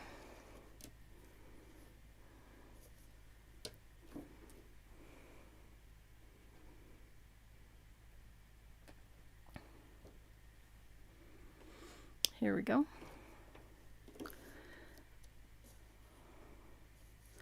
So if your bobbin thread is long and it doesn't come up, then those would be the two causes: that you threaded the machine and your foot was lowered while you threaded it, and then the thread isn't in the tension disc. You can always pull on the needle thread before you start, and as you pull on the thread, see how the needle starts to like move a little bit?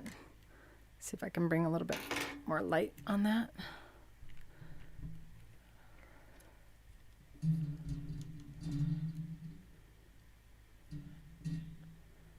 There we go. So as I pull on the needle thread, your needle should slightly move. Like that represents or shows you that there's tension on the thread. If it pulls out real easy, then you know you do not have the thread in the tension disc, and you'll have problems. You'll have looping on the bottom and also not be able to bring your bobbin thread up. Once your needle thread or your bobbin thread is up, then you sew with your finger. You don't have to hold the bobbin thread. It's irrelevant. It's the needle thread that matters after the bobbin thread is up. And then you would stitch away from the area, because we're using a straight stitch, and then you just cut.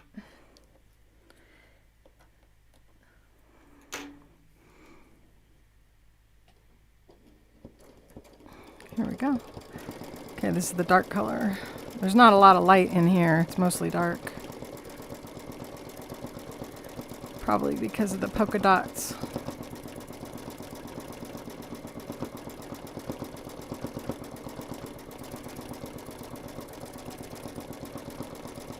If you see the bobbin thread come up a lot, then you probably need to lower your thread tension, or you're sitting too long in one spot. Or the thread spool is just not letting the thread off the spool.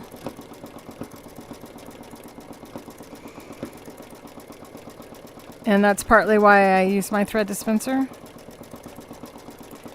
Because those little mini king cones, the shape of this cone is supposed to feed the thread up, not sideways.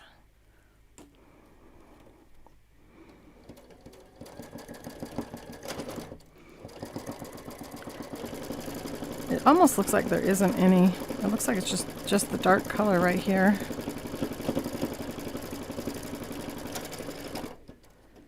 No.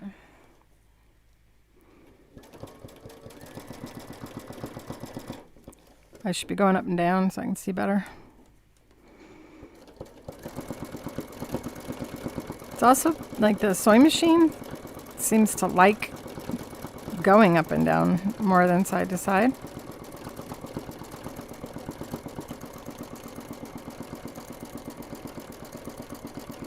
I think I'm going to do a little bit of the light color out here. But I can't have it just be one section there, so I'm going to blend it in.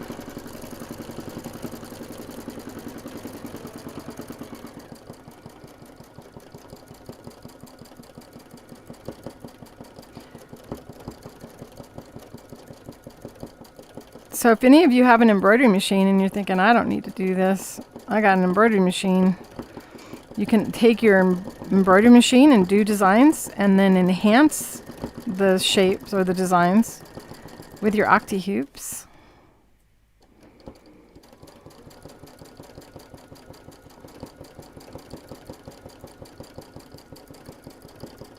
Okay, now we'll go up to the crest, and I can also go like that to save thread. This is how you would do it on normally, and go underneath and cut your bobbin thread to save needle and bobbin thread.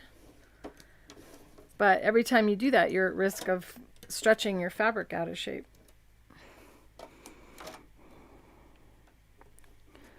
Once again, turn the hand wheel towards you to bring the bobbin thread up. You don't need to grab the thread, you just need to put your finger down on it.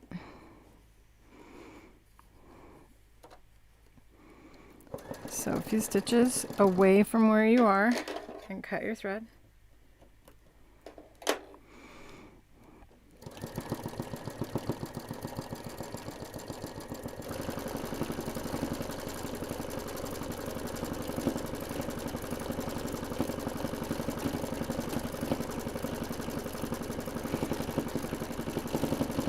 So what do you think this bird is?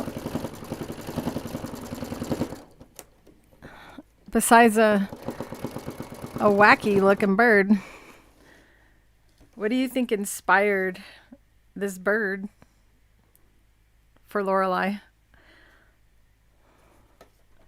I'll ask her when I talk to her.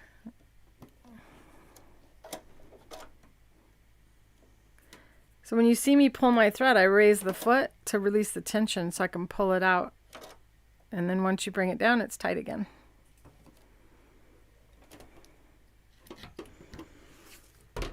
Go behind, make sure there's no tails crisscrossing around.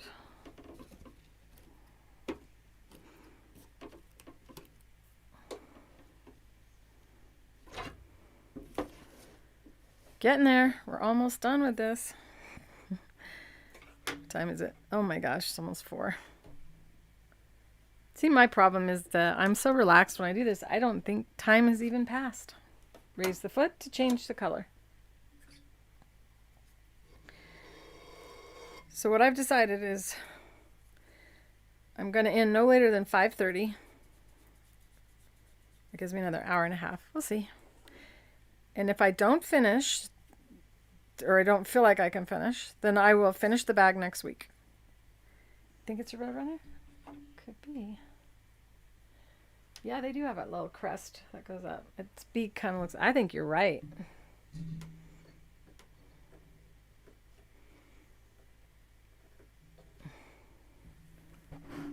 Can't remember where she lives, but I think... something tells me Arizona, but I may be wrong. If she doesn't live here now, I think she did at one time. I may be confusing another educator. I know so many. There we go. Okay, this is the light orange.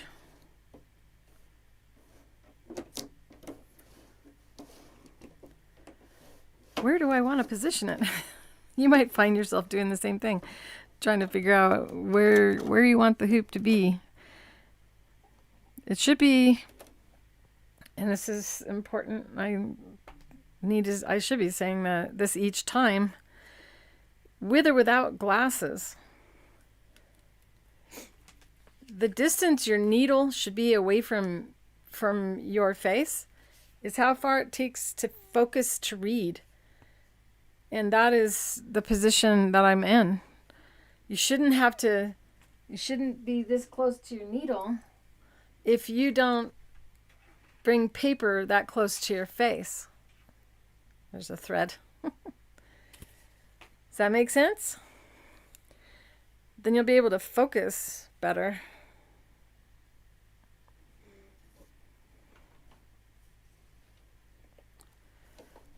All right. Here we go. Oops. I can still bring it up.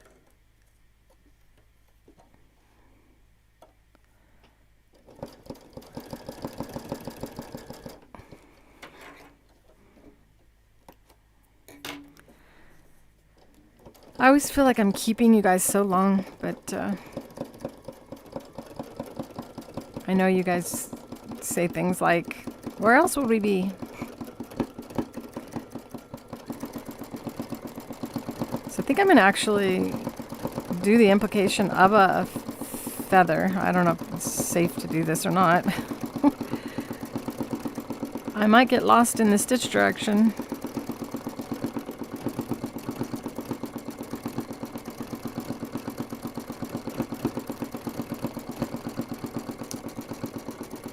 My elbows are down and resting on the table.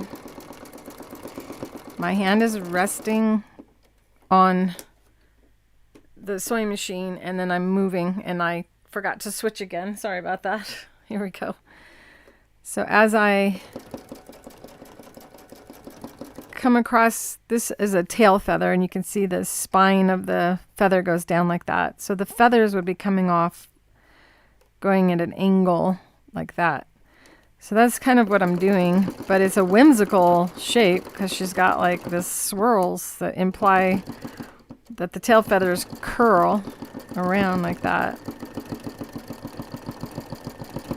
But the colors are close to one another, so it won't be obvious if I did mess up.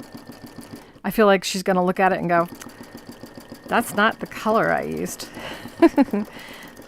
It's unlikely, but you never know. She's got quite the personality if any of you have met her.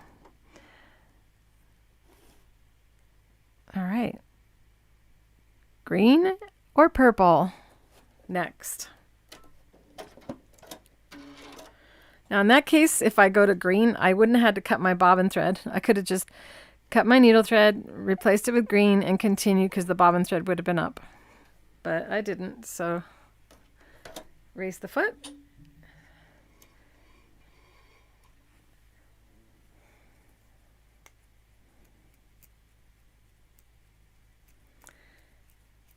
Iris.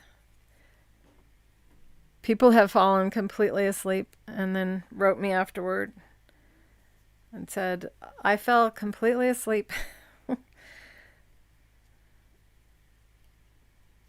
But yes, the rhythm of the machine and the watching the needle, I think it kind of hypnotizes you.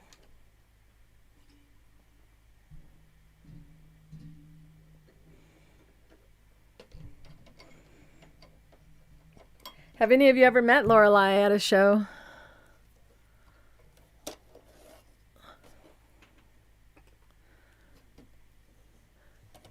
She is so sweet. It was funny because I was at International Quilt Market, which is a show in Houston before the International Quilt Festival. And her niece, I think it was that show, her niece came up to me. Maybe not. It might have been another show. That's not important. And her niece came up and she goes, that's my aunt's fabric. And I said, I had to think for a minute and like, was it her aunt has Lorelei's fabric or is it Lorelei? I go, is your aunt Lorelei? And she goes, yeah. So that is when I went over to her booth and showed it to her. And she was, no, that was, I think it was, never mind. There goes my brain trying to figure it all out. But I'm pretty sure it was in the Puyallup show in Washington.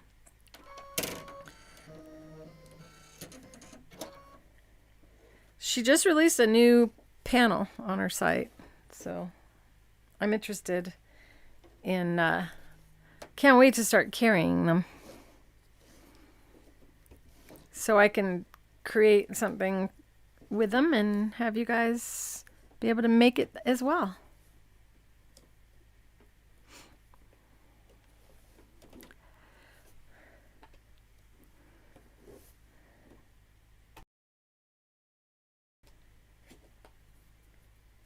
Time to hydrate.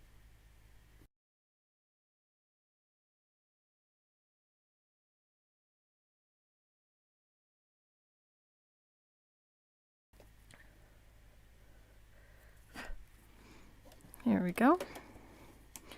Bring up. Uh-oh, did you hear that noise? That's the machine saying, I don't have the foot lowered. So if you have a mechanical machine, your machine probably won't warn you about that. And then you'll end up with what they call a bird's nest on the bottom, which is a bunch of knots, loops on the bottom of the fabric. Because if your foot is up, the tension discs are released.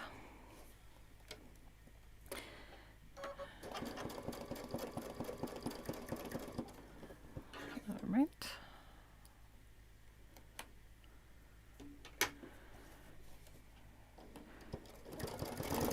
All right, here we go. This one, if it has, oh, it does have a little bit of highlights.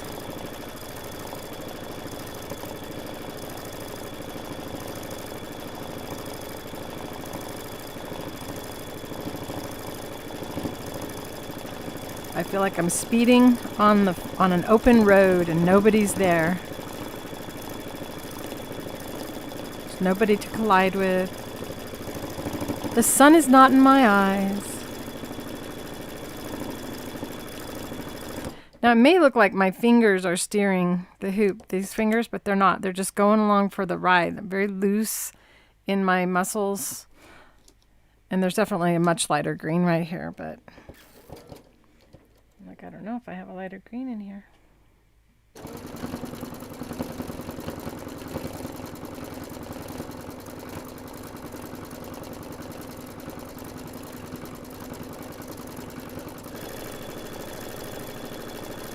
I think I can bring in a little yellow to highlight this and go all green and then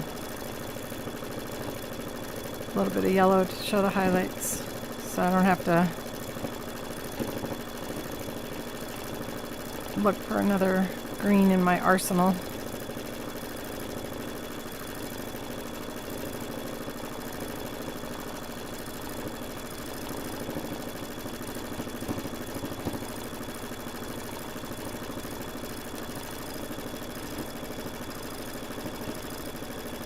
So this is full speed on the machine. And this thread is so amazing.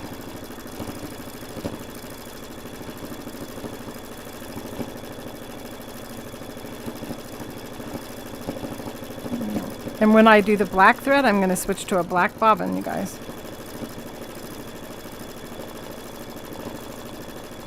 So I'm just kind of lightly going over those areas so I still have those swirls, because I think that's what one of the really neat things about her art.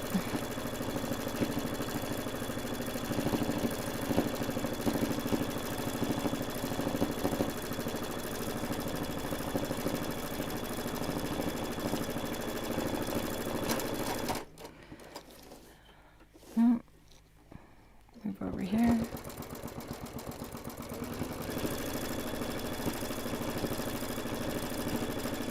I'm going to have the fanciest dog bag in the dog park.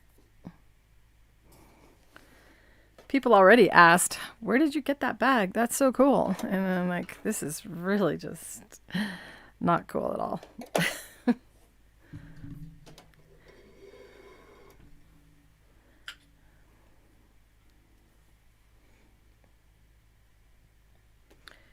Wake up, everybody. What are you guys working on? What is on your sewing machine or your sewing table right now? Share that. I'd love to know what you guys are doing. I was going to do yellow. Should I?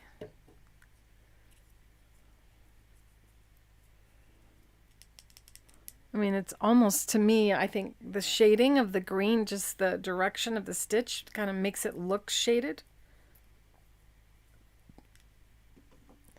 I don't think I have a green that's lighter than that in here. That's like my brightest one.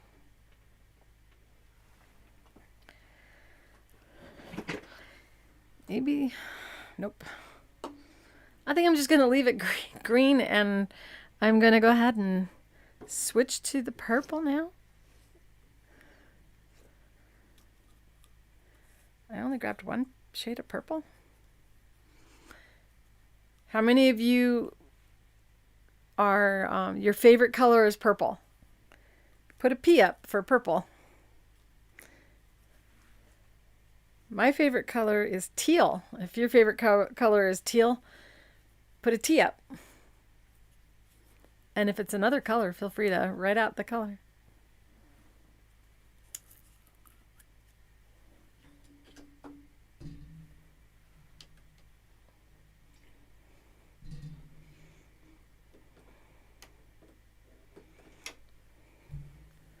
I'm so glad my needle thread is working this week. It would have been awful to have to thread my needle so many times while live with you.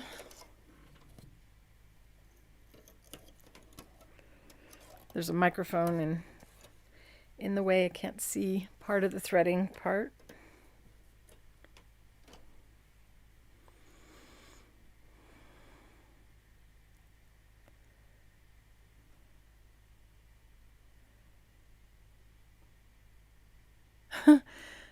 Lorinda, it made me like give you permission to write panties. That's so funny.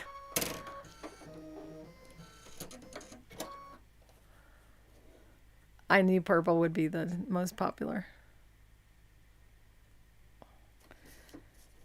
My friend Terry, she's like, you can never have too many shades of purple. Oh, I feel like I'm the only one in the room that his favorite color is teal.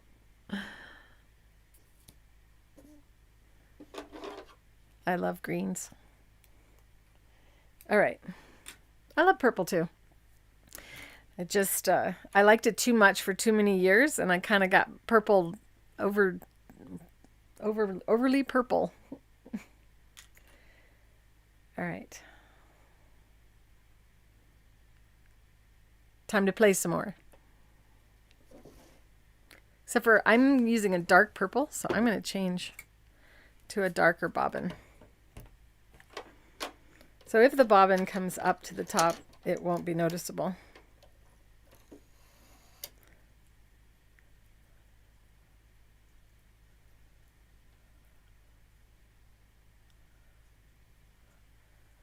Aren't you kind to make drapes for somebody? Are you getting paid, or are you just being all nice and doing it for free? I've sewn a lot of things over the years for people.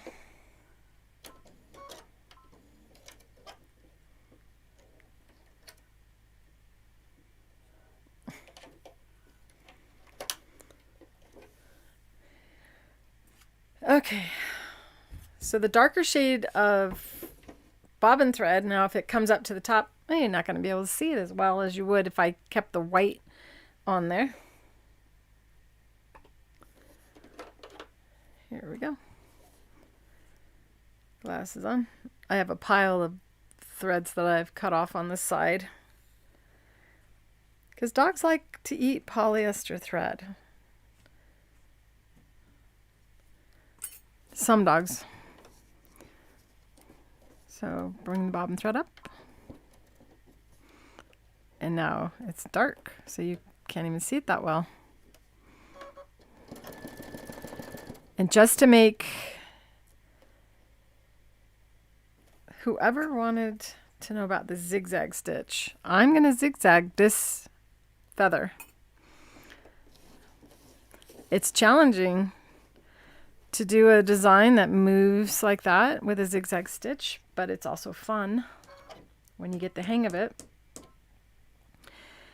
I've had people ask me how to go faster on your embroidery with the Octi-Hoops, and this is how you do it.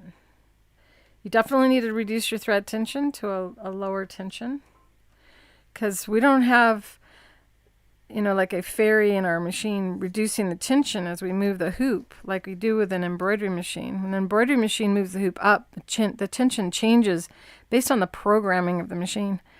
When the hoop moves diagonally down to the left, it changes to another setting, and it's constantly changing the tension. The reason we don't have a problem with the Octi-Hoops is because of the shape of the octagon. It's stronger than a circle or a square, and it keeps the fabric from buckling in as our tension is at one setting. This is a 7mm wide swing. It's a very wide swing. So what I'm going to do first is I'm going to go down. But I'm kind of rotating the hoop. I don't know if you can tell that it's pivoting. I got my thumb right here so that I can pivot.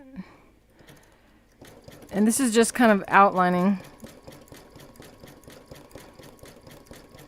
So I'm driving the car with a straight stitch. We don't have to worry about what direction we go. And now I'm probably going to be a lot quieter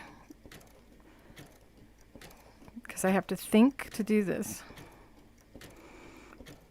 And I probably could have gone smaller on the width.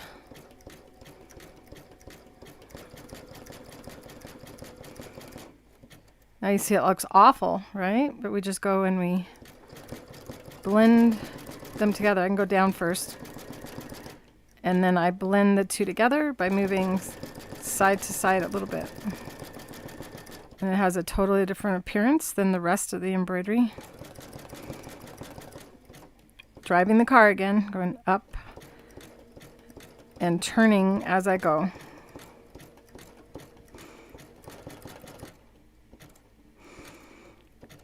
So you can see that it's a slower movement required for your brain. And if you don't do that, you'll end up with this messy looking stitch going across.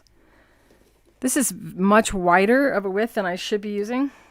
So I'm going to go to a 5.0 and show you how much easier it is to maintain that. And you still have to figure out where the right swing is going to go. There we go. And then once again, I'm going to outline, but I'm outlining with the stitch direction that I'm going to follow. Another way to make this easier on yourself is to draw lines, like stripes, to help you to know which direction your needles should be falling on that line on both swings of the zigzag stitch. You can also make them arrows to help your brain focus better. So I'm rocking the hoop. I gotta go up here. There we go.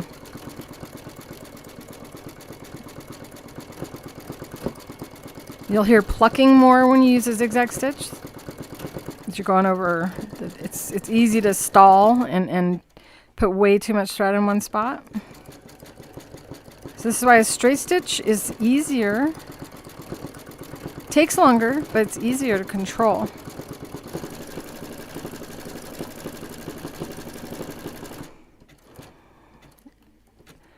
And then see if I spin around, you can see it better.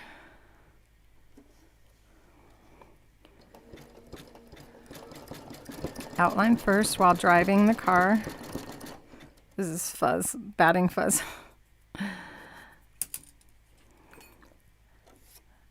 So much fuzz.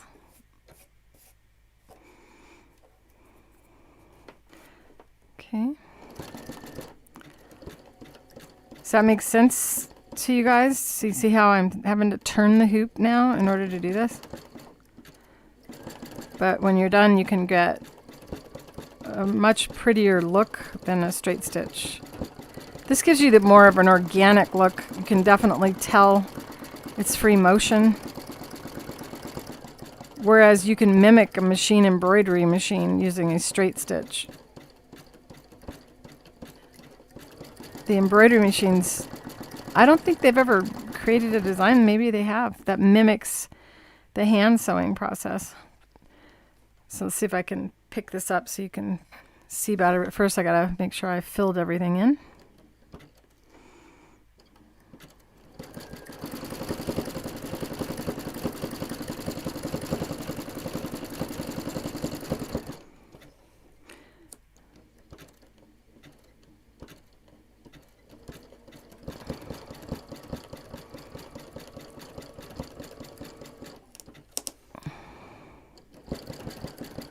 Okay, I had to be quiet there for a minute because this got messy because I was using way wider of a zigzag than I should have for this area. Now I need to tie a knot, and I do that by going back to straight stitch and stitching. You could also clean up the edges with your straight stitch now and go all the way around. Of course, we're going to do that with the black thread everywhere else, but on this tail, she has it set for light outline, which I can do.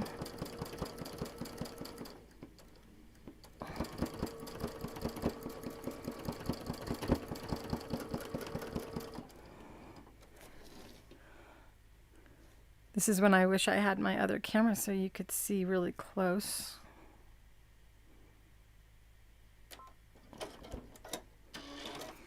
But maybe we can, maybe if I shine a light on it. So this stitch is much bigger. It's puffier. It's up, and this is flat. Can you tell? Can you see the difference? Do you like it? Which one do you like better? Do you like straight stitch better or the zigzag stitch better? And I'm going to go to the last color of the embroidery, and then we will start doing regular, or the black stitching.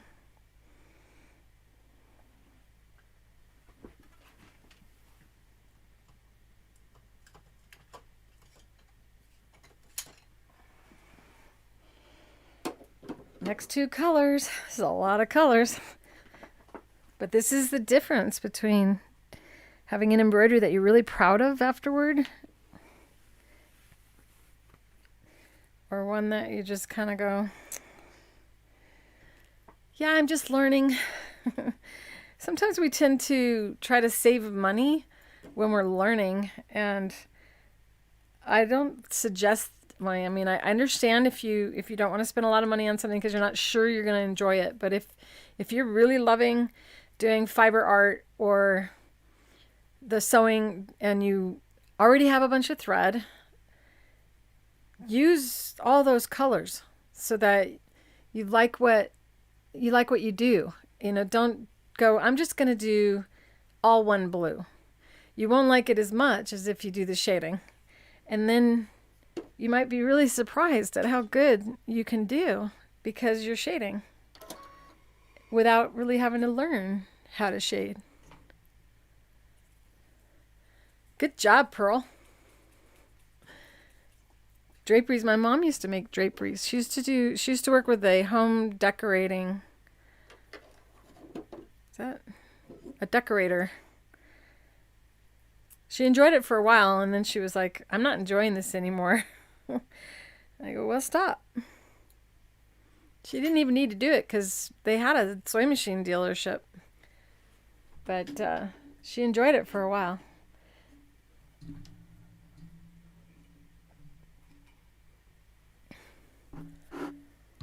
I tell you, the Polyfast is so different.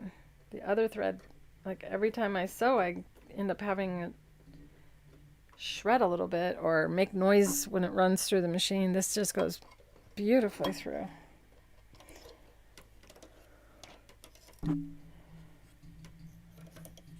Some machines are shiny, or threads are shinier, and then they go too fast through the machine, and those get loops on the top.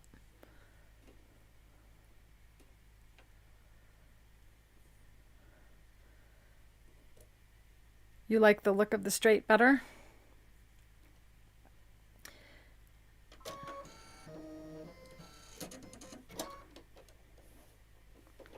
There we go.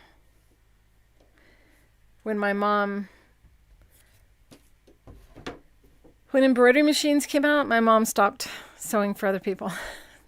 Or actually, she did monogramming using a hoop kind of like this, the old-fashioned way. And she had problems. Bye, Cynthia. She had problems with the fact that it was someone else's towel, and then she had to embroider on it, and she was so stressed by the possibility of damaging the object that she finally quit. So anyone that can do professional stuff, working on someone's garment that's already made is, that's commendable.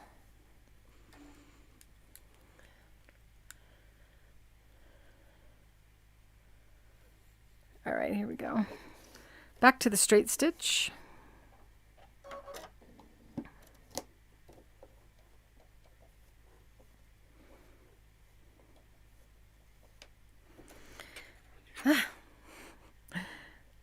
Thank you. Every time I do this, I go, thank you, Rosa, for making these.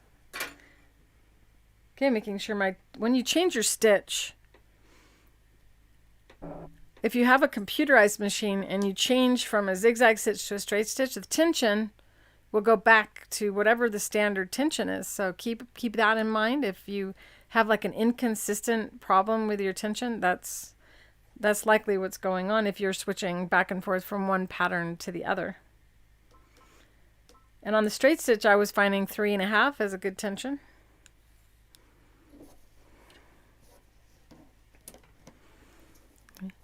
Here we go.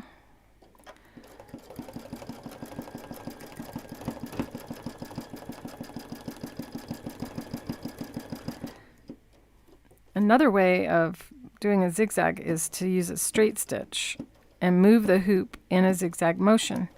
So I'm going from one side to the other. And this feather, it looks like she was trying to make it look like that with those strong lines going all the way down. So I'm going to make them long stitches. Notice the machine is going really slow. So super slow on the motion or the machine running, and allows you to move your hand further so you can create gigantic stitches. And this is how I monogram with this, because your stitch width, you'd have to constantly be changing the width of the stitch on a monogram, and this allows me to go all the way across and have it get narrower as it comes down without having to change the width of the stitch. That said, if I was making this, what you really should do, instead of having a stitch go all the way across like that, is you should do a halfway stitch and then a halfway stitch. And after you do your halfway stitches, then come back and do your all the way across. There we go. Halfway stitch and then all the way across. Sewing slow. I'm getting very relaxed now.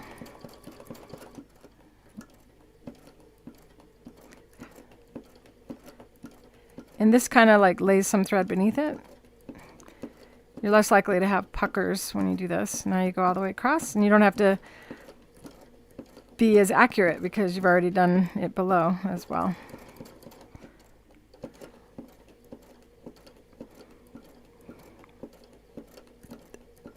This is especially important to do if you're using the fabric cover-up. I forgot I was doing the wide width.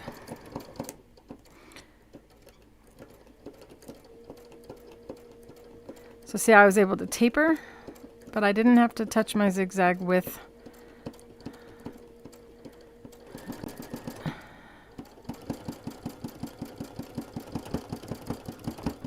So I have to come back with a light color on that. But we have the top crest as well. And I'm going to use the same color up there.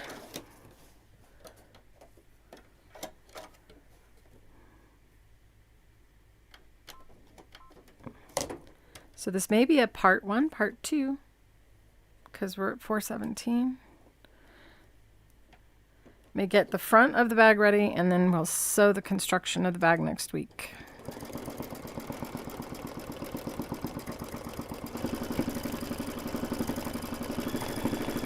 So you can see I'm much faster in my sewing. You might be nervous to do that in the beginning, but after a while, once you get past the fear of breaking needles and notice that that hasn't happened. Generally, a needle will break only if you lift the hoop up while you're sewing. And that's true of the Octi-Hoops. So in other cases, you'd break needles for lots of reasons, but I can't. There we go.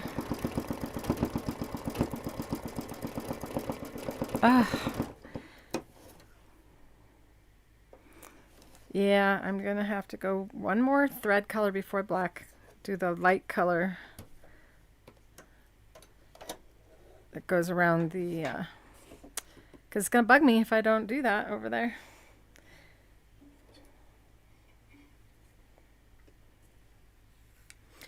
Sometimes we cheat, sometimes we don't. Are you guys all right with me doing the front of the bag this week? And if we do that, I really want to add a cell phone pocket And I was thinking about making the cell phone pocket with vinyl and maybe have a strap on it so you can pull it out and look at it in case you're like sweaty. I don't know. All I know is I like having my cell phone so I can listen to music while I walk. And having it in the bag and with the water bottles makes me nervous.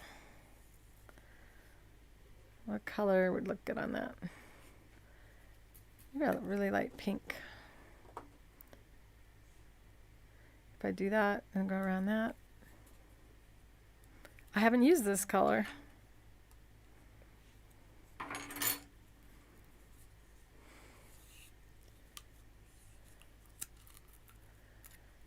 You guys are quiet today.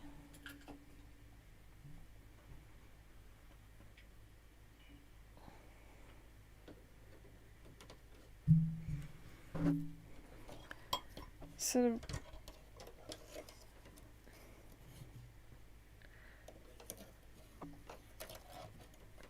my DOG CHASE is, I think he's coming in.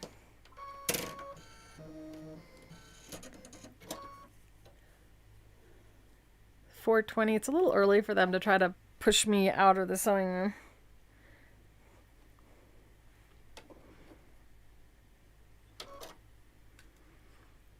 Are any of you disappointed I didn't go live on Facebook?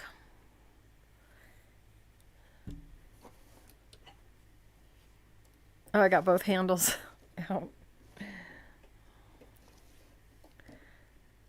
So you do have the option of having both handles, and when you're first learning, you might want to do that. If I ever have to get an embroidery really close to a corner, I pull out the other handle and I stitch like this, so I can get really close to the hoop without having my fingers anywhere near the needle.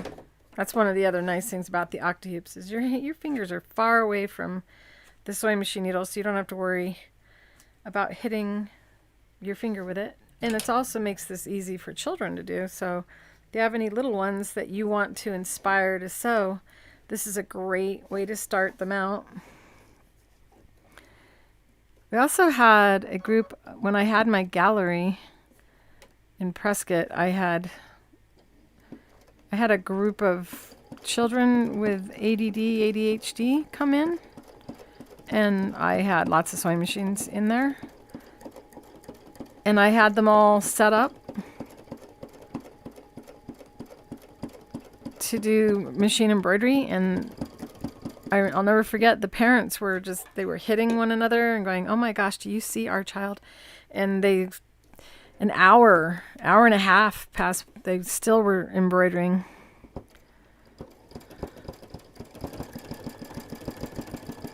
So normally they don't want to sit still that long or do one thing that long, and they were just fixated on doing the embroidery. And it was so beautiful because they had no fear. They just zoom immediately, went as fast as I do. I'm just going to do a couple, like going up with the light color into this, even though this mostly has black lines going through it. Let's see what else needs. This one needs some.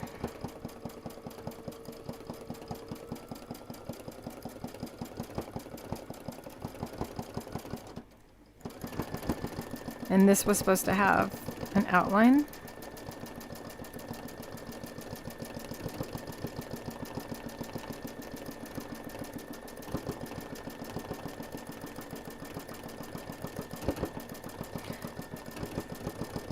So this is a way to... I shouldn't have done that. It looked better before. Maybe not. We'll see. Just creating some implications of the feather lines with a lighter color.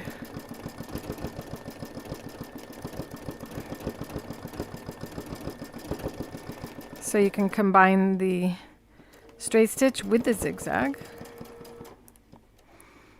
I'm gonna go. Do I need any more? This one needs black. I think we're good. Time for the black. Time to bring it to life.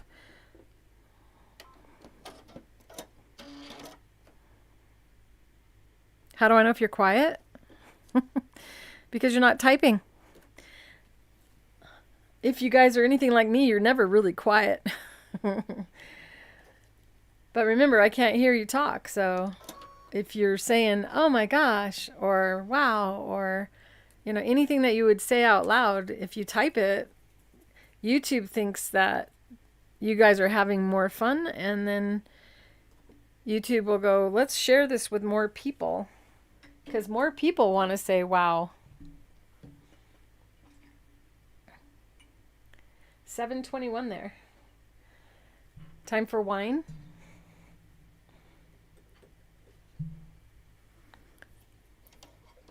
All right. What kind of food should I eat tonight, you guys? What are you guys eating? Maybe you'll inspire what dinner I should get.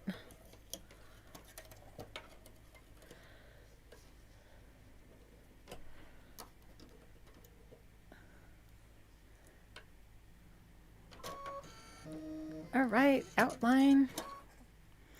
This is the scariest thing probably for a newbie, is the outlining, because it's so contrasting from everything that's there, and I still have the whites of the eyes to do. I gotta not forget that. I feel like I wish I could tip it. I can just move the machine. There we go. See how that's looking? Still don't like the tail feather with a zigzag. I think it, see how it kind of has a different sheen than the straight stitch? It's harder to tell the line of the stitch because of the blend. Okay, bring it back.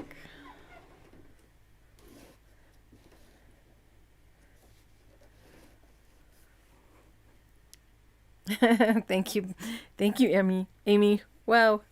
All right, here we go. All right, everything had a black line around it, so it's okay to put black around the sun. This is me comforting myself before I do this.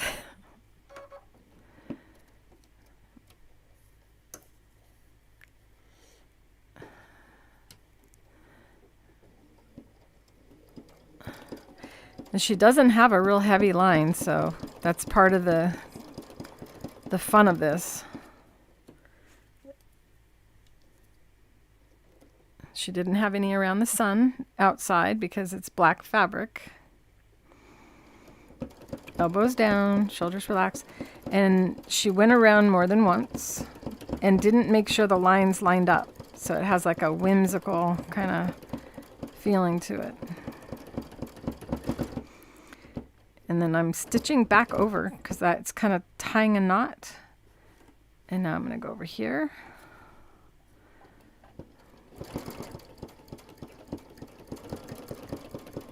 So it's deliberate messiness, which kind of makes it more artistic.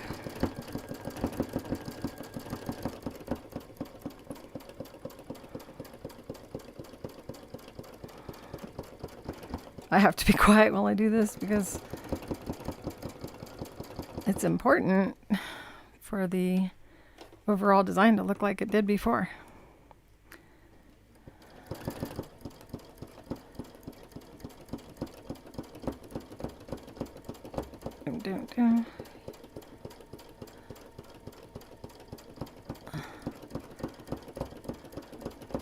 Super slow for me right now. Looking where I'm headed, not where I'm at. Do not look at that needle. You look at the needle, that's where you'll already have been there. It's too late if you look at the needle. You look where you're headed, not where you're going. I mean, not where you're at.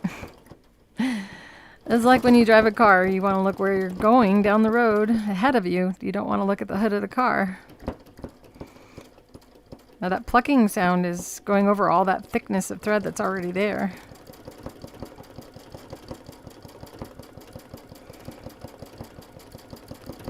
This is so much fun, you guys. So much easier than with traditional hoops. Elbows are down, just steering with the handle. So I left space where the black line was. That's why I'm able to know where to put it.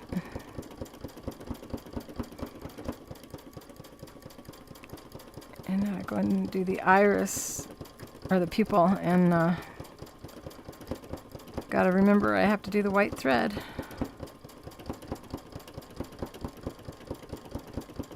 So it's pretty much a double line.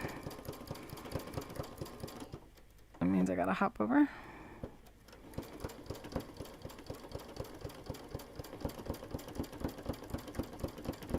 Whoops.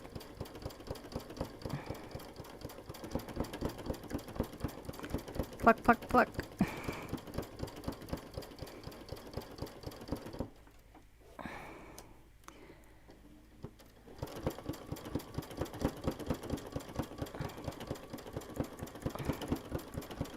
Okay, down the front of the beak. I'm putting my fingers there instinctually, and that's because it was lifting. Because the thread is so thick.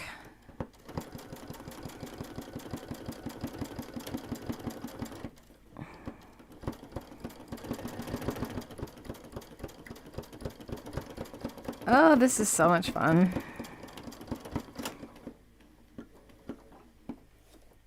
Thread got caught. Or I cut it off is what happened.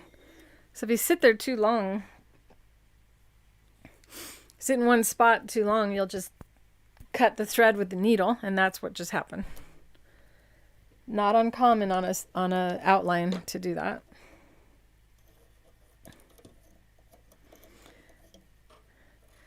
Thank you, Kathleen, for saying wow.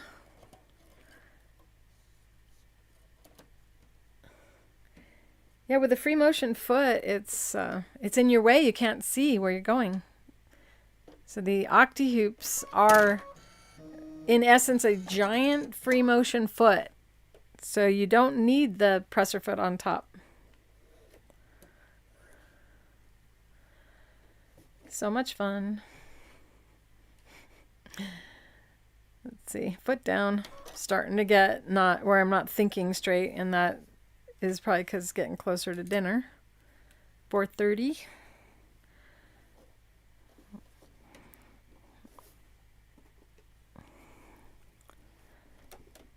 All right, here we go. I don't need to bring the bobbin thread up because I didn't cut it. Sometimes you'll forget that though, and you'll go, "Why isn't my bobbin thread coming up?" Because you just forgot. Because you're human.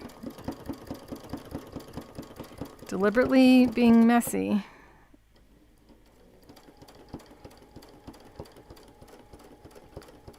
The only way to see the line from black to yellow is to actually be messy.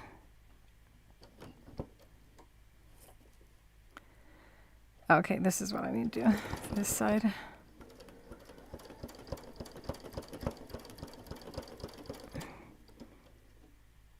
Okay, I think I did. Ah, I didn't do all the yellow, did I? Yeah, I did. Can come back down.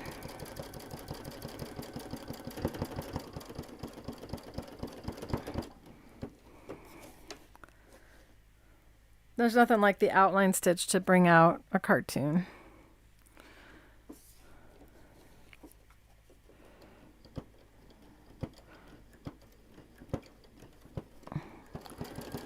So I don't think she had, oh, maybe she did. Yeah, she did. She had a little swirly thing here.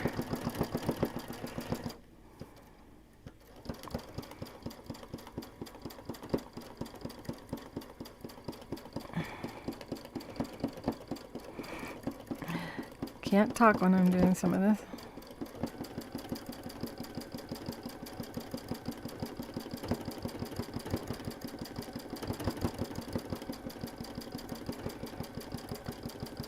And for those of you who don't know about Lorelei, she also has embroidery designs. This is an embroidery design. But this is how us free motion people can accomplish the same thing as an embroidery machine. And without hurting her by still buying her fabric.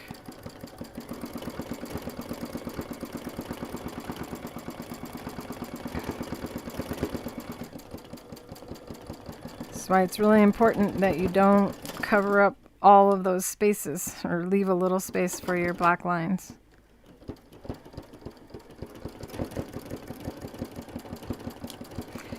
And I don't know if there were any lines in there. I don't remember. I used a zigzag stitch, so it was harder for me to maintain. I don't know if I got in the way of the camera. Felt like I was really close. So I cut the thread again with the needle. Just be nice to yourself. Don't get mad at yourself when you do things like that. We tend to want everything to go smoothly every time.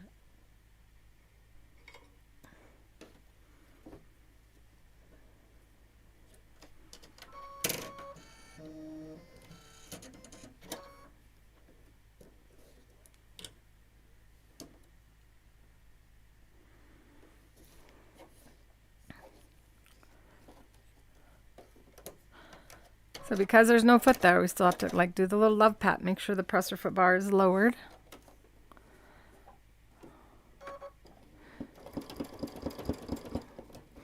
I still have some swirls over here that I haven't done.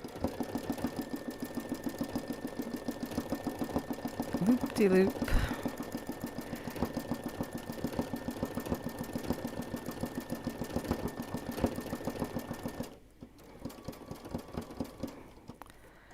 May as well come down the legs while I'm over here.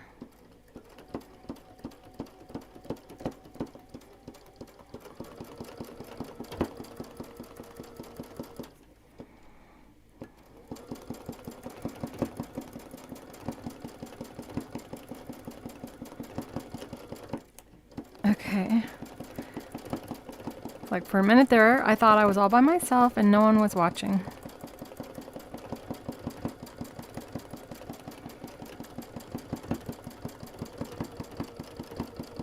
Because it's just so relaxing to do this.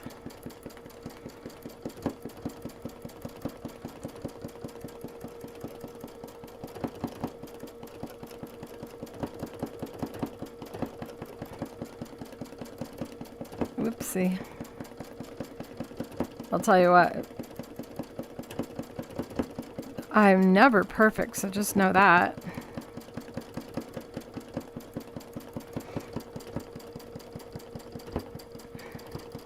I think that's partly why I just love her art for this, because it looks messy, so if you are a little messy, it looks right.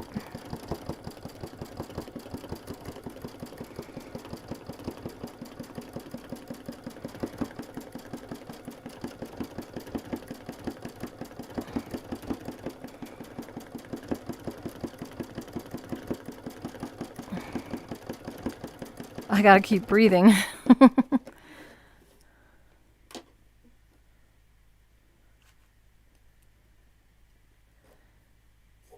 right.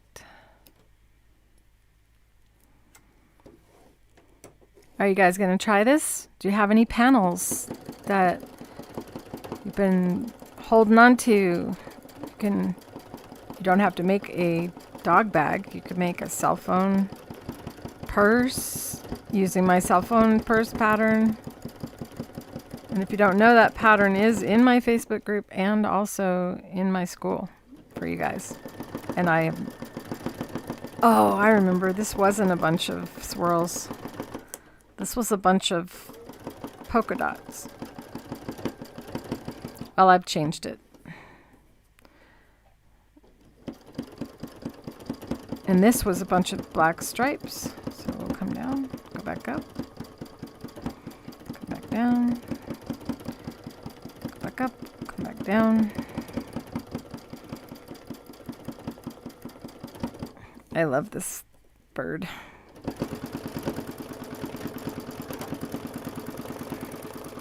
This is kind of, imagine if you're quilting, it's like a serpentine stitch. Well, that's the first time I had that happen, and that is normally, with other brands of thread, a regular occurrence.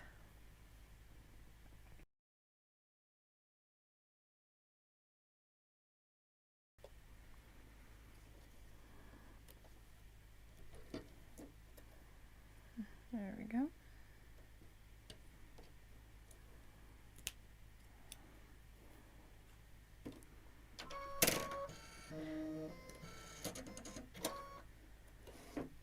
You're all mesmerized.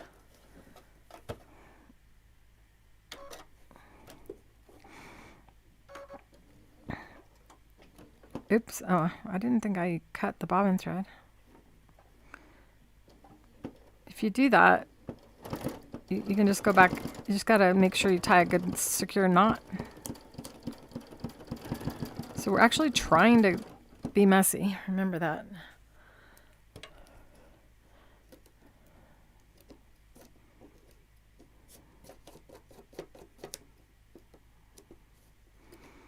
Clean that up. I could do some polka dots so you can see how I would do it. I'm just going to only put them in the lower part of the... So just a little circle. Hop over. It's going to be a challenge on this because there's so thick a thread. And cutting it afterward. If that ever happens, sometimes I can get away with it by wiggling it. I don't know. Not even sure what's going on there when that happens.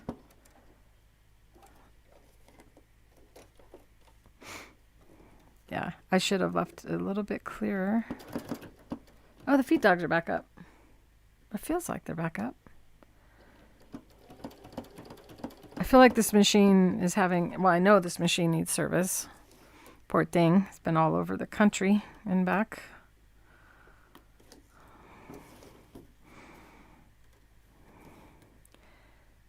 This is just tedious because you have to go in there and cut those threads in between.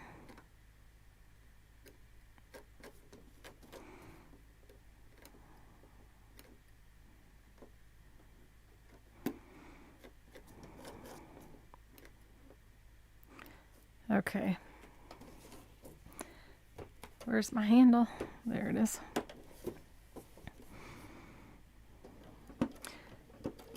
So I'm putting my finger close to help because there's so much thread there because I totally forgot about polka dots.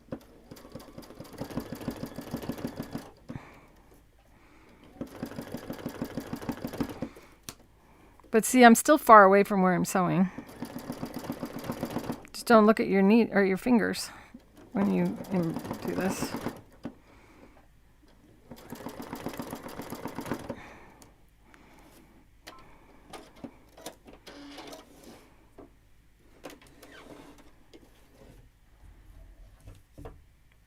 Doesn't that look great?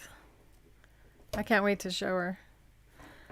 She didn't put any black up here, but I so want to. Should I? Should I put black lines on the sun? If yes, say yes or sun while I trim my polka dots.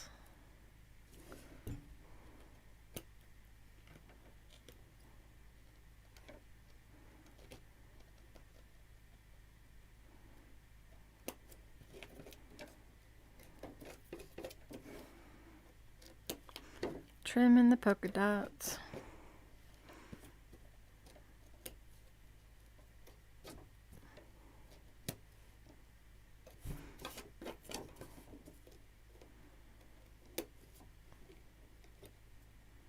So if you're going to do something like this, take a picture with your cell phone and have it next to you so you don't forget.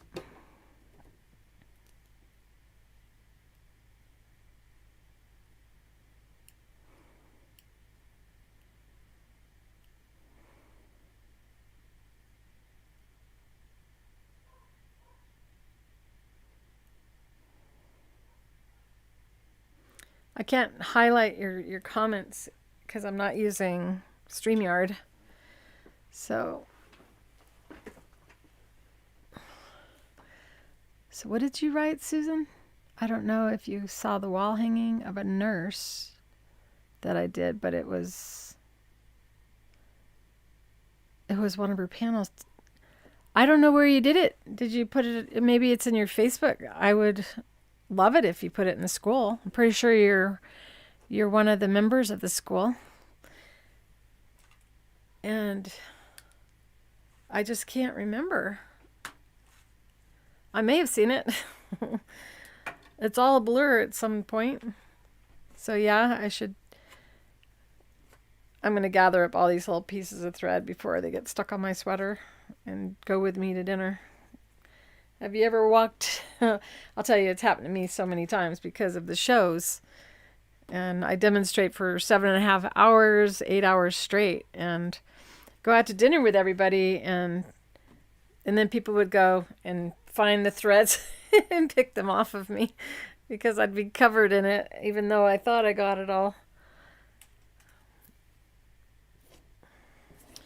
Okay, so I'm going to do the sun edges because I think it will tie it in nicely. I don't know if there's another area that I didn't put a black outline. The tail.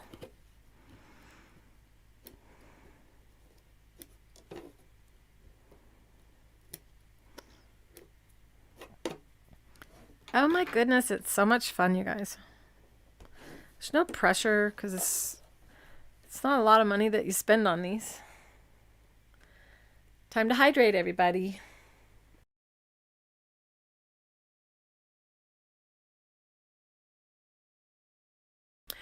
Almost done with my vitamin C for the day.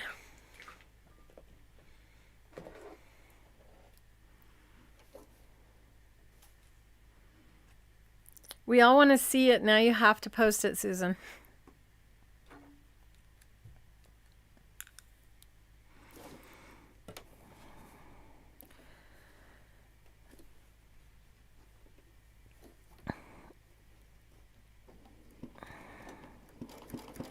I should have brought the bottom thread up, but I didn't. And so it didn't like start sewing. That's another thing that'll happen if you don't grab your bobbin thread.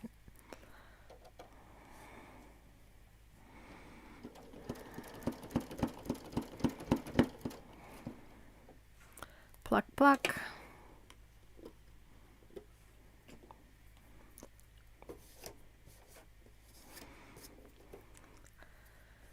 $4.46. Yep.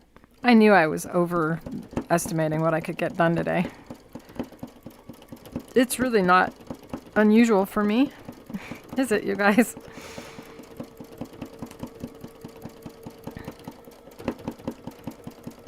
I'll have to wait another week for a new dog bag. But I'm going to rig it up. I'm going to have a pattern for it. Chase has now entered the room. You want to say hi? Come on up, say hi. There he is. There's the boy. The sun is going to go down soon. Ah, your breath. All right, that's a good boy. Be a good boy. Get down. Be good. No, you're not going to. No, you can't talk me into it. They're so bossy. She's sound asleep over there in her bed, though. Can you guys see her over here sleeping? All right, last part of this. I think I can still applique it down. Like I said, I don't want to go past 5:30. We still have half hour. It's up to you guys. Can you handle another half hour? Yes or no? Thumbs up if you can handle another half hour. Otherwise, we'll end at 5.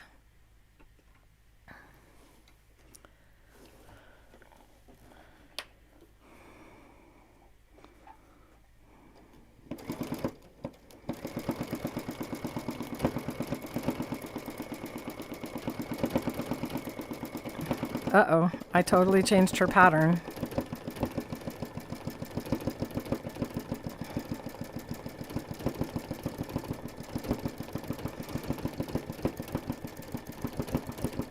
See, I turned that mistake into a prove that I wasn't supposed to do that. It was bugging me that it just ends there.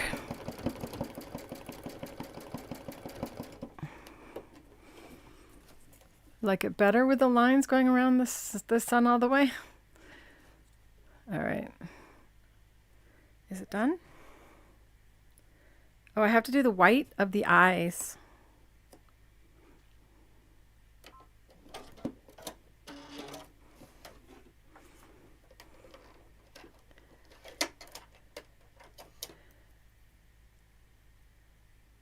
Isn't it nice to have the cameras in such good focus? I'm so excited about that. Still got to get a better computer at some point. My son said you can't even buy what I need right now. There aren't any computers. Too many people working from home. It's going to take them a while to get caught up.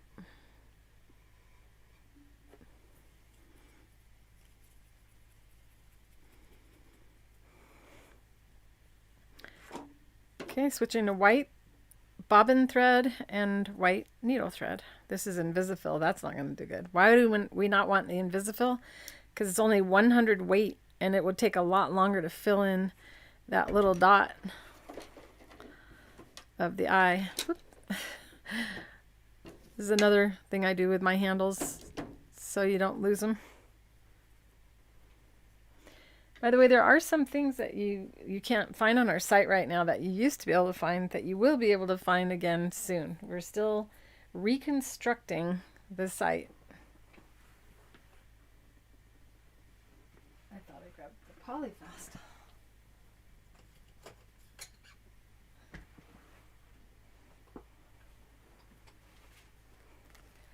Can't wait to teach you this. Now this, a lot of that was done with a zigzag stitch up here. I think I used zigzag up here. Did a little bit of zigzag stitch on this branch as well. Reason to join the school. This will be a class coming up soon.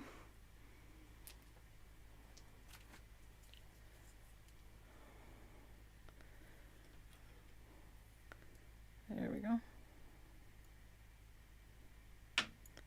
Come on.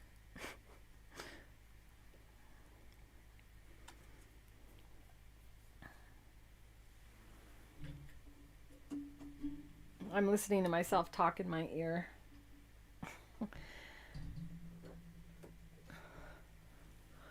It's kind of like I have somebody in here with me. It's just me. There's probably, I think it's almost like a 20-second delay. So 20 seconds later, I hear what I said already.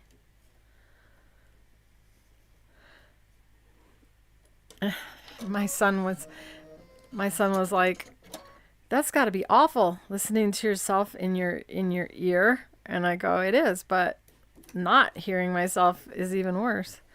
Because what if I'm not able to see? I don't know why they're holding this for review. Leslie, your thumbs up was a, maybe it's not a thumb. Oh, it's not. You chose a middle finger. I'm going to remove that, Leslie, because you probably just couldn't see that that was a middle finger. So if you're trying to do a thumbs up, go ahead and do it again. No one will ever know that you accidentally did that. I doubt you feel that way about me.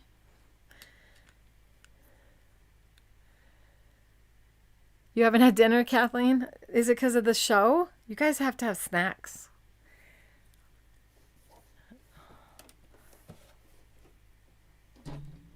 Oh, did I do the irises? I did that one. I forgot this one. Oh, well, I'll do it while you... Oh, man.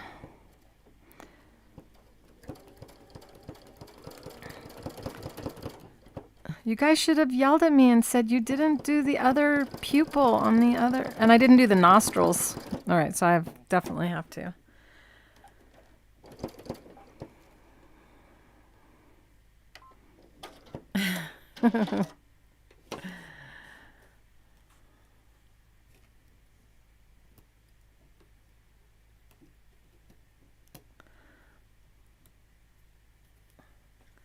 All right. I thought I was done with the black.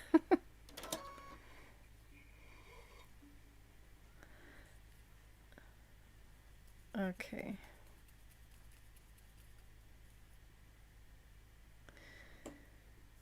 All right. One more step, and then we're going to applique. Or get it ready to it, at very least.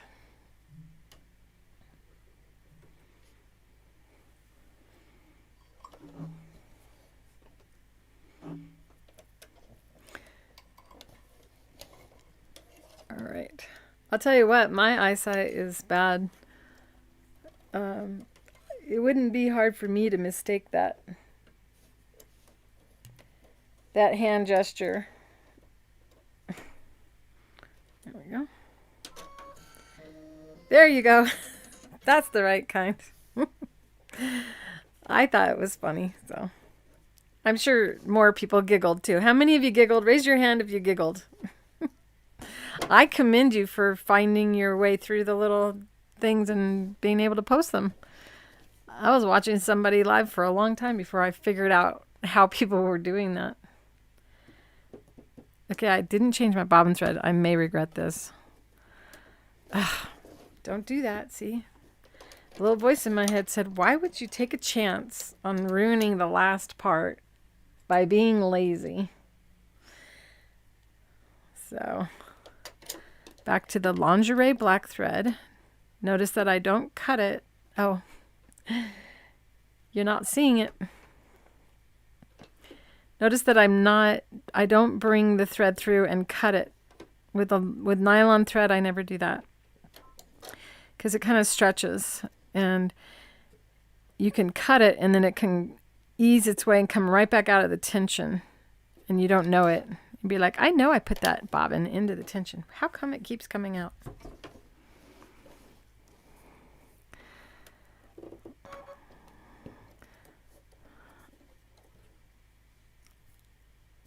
There we go.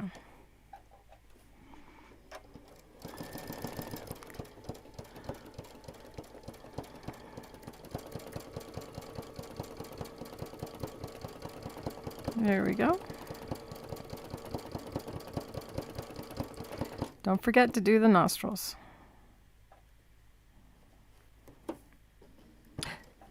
There we go.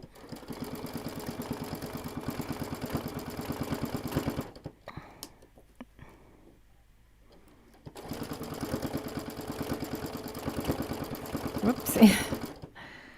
Now, one more time to double check. I didn't do very much on the belly. I think I could do a little more on that.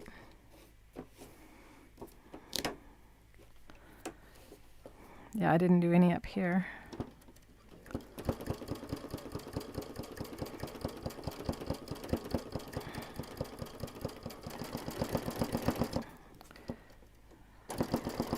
We'll just add a little guessing. I guess there was one here that went all the way around and came back and went up like that. Okay.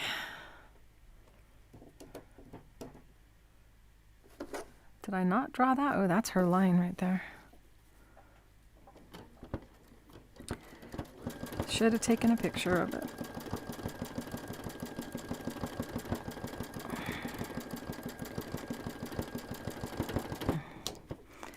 Whimsical. Be whimsical. Like Lorelei, she is whimsical. All right.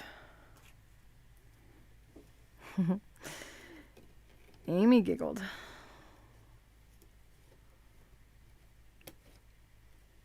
All right, now it's officially done.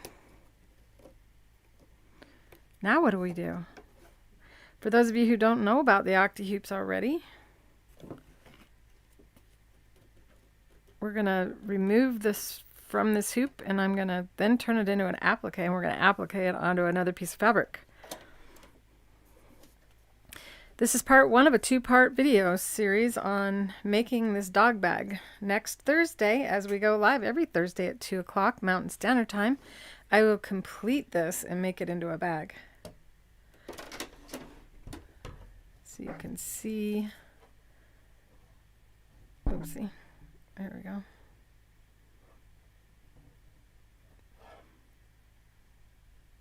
Cute? I think it's adorable. Okay.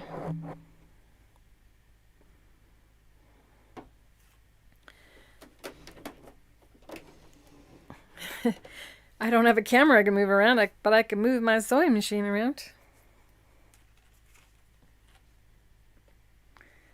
Now we want to place this. Look at the mess. These are all the threads I used, which normally I would have loaded on my thread dispenser instead.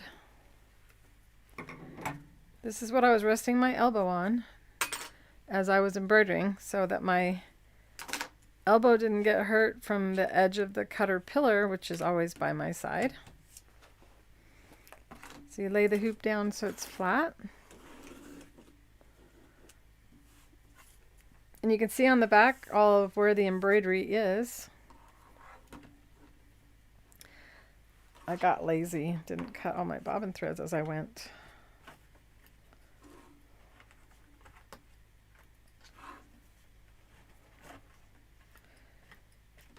All these little boring stages. This would be if I had music playing. That's right. I talk more because of it. I watched a video today and they didn't talk enough, and I switched off. Do you guys ever get annoyed when you watch a video and they don't talk enough? They just they're quiet and there's no music?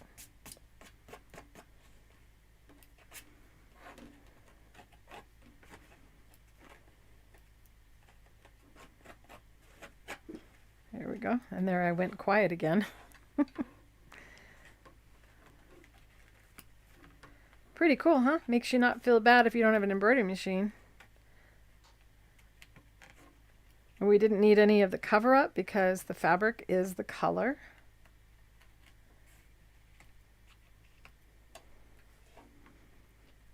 There we go.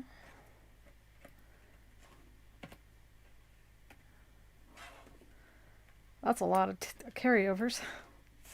But I would have had to tie a knot and tie a knot, and you know, so you waste thread, but you don't have to stop as often.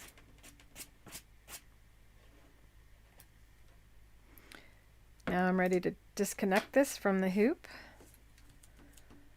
It doesn't look flat. Oh my gosh, I forgot to hit the transition. So I was cutting all of the carryover threads away. They were like, it looked like Cats in the Cradle from elementary school. All these tails were crisscrossing across. So every time I hopped over and did a polka dot, so you can still see there's still some tails that I haven't cut. And why am I worrying about cutting them? Because when we go to remove this stabilizer is going to have a hole the shape of this Roadrunner, which we determined it is without asking Lorelei. So as I pull, I put my finger where the embroidery is and I'm pulling low across to tear a hole, trying to keep this from getting stretched out, because we can patch this hole afterward and embroider again. You don't need to replace the entire sheet until it's no longer sticky or it's too loose from overhandling it. So you see how it tears.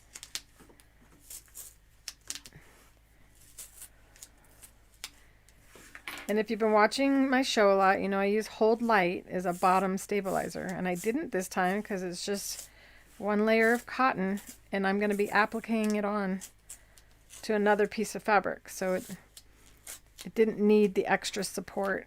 But I will use the Hold Light when I applique it on.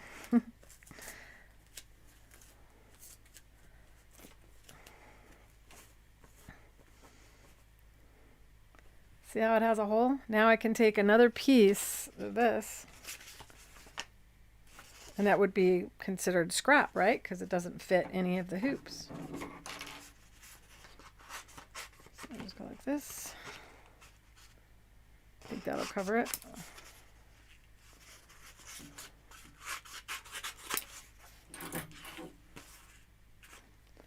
So this is how you patch.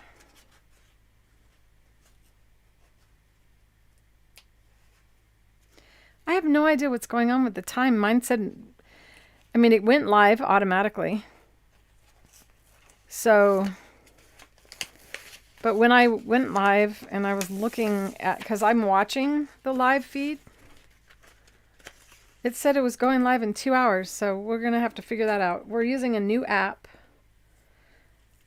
to run the show. And my son and I, this is our first time really going live with everybody. We went live by ourselves, but... So I'm going to talk to him about that. So you see how it's not sticking? But if I put it on the bottom, it will stick to itself. Then you flip it over.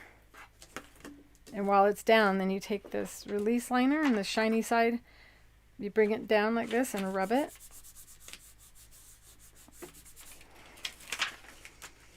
And you can patch and patch and patch. But if you get too many layers of it, it becomes so strong that your needle will have trouble going through it. Whoopsie. And then you're able to tighten it back up again.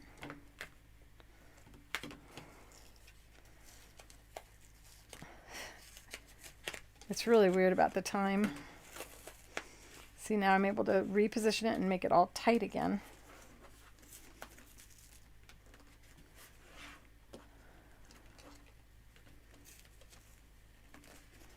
There we go. And now it's back to being taut again. And I could throw another piece of fabric on there and embroider again. Cool beans, huh? Oh gosh, I can't believe I said that.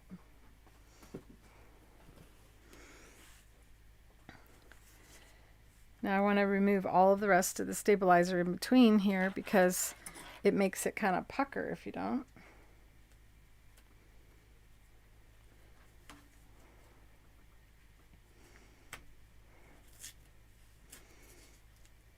And I'm also going to be quilting around this, so I don't want extra stabilizer along the edges because I'm thinking about it anyway. Haven't done it yet. But I'm thinking I'm going to quilt all the way around the bird with one row of quilting stitches.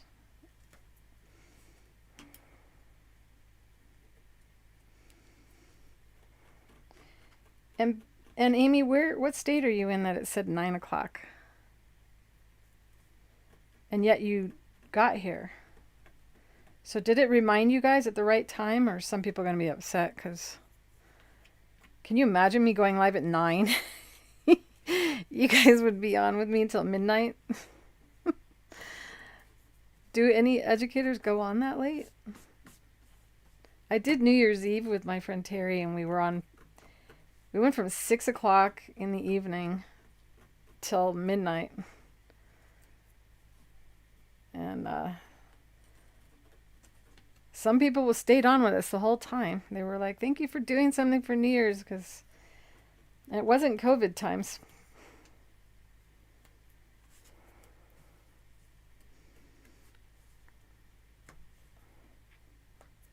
Where are her tweezers? Ah, there they are. Tweezers make it a lot easier on your hands. All right. And there's no residue on the fabric, no stickiness.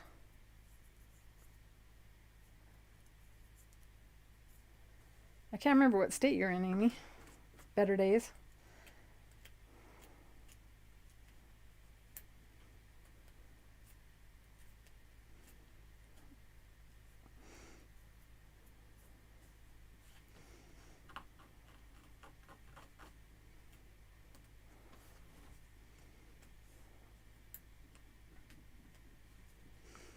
Tinkerbell's running through the house. She's got her excited feet on. I think she has this little alarm clock that goes off in her. And she knows when it's 5. And she's like, Mommy's about to end.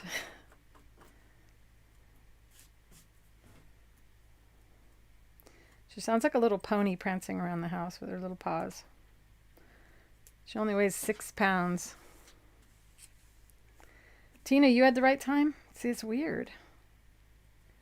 Something glitchy in the notification. But that's something that we set up in YouTube. Ta-da! I should iron that now.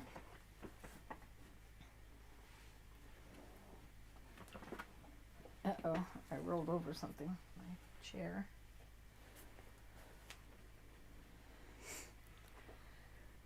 Okay, the stabilizer I'm going to use to fuse this to the main body of the fabric that we're going to use for the bag,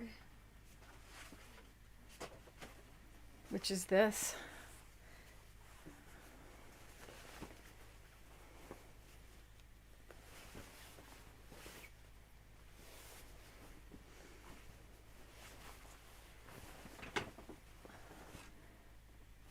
Now I know about how wide I want this bag to be.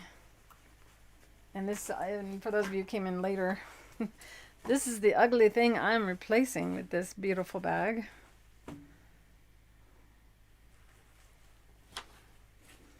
And that's really wide enough. Holds two bottles of water, one for the dogs and one for me.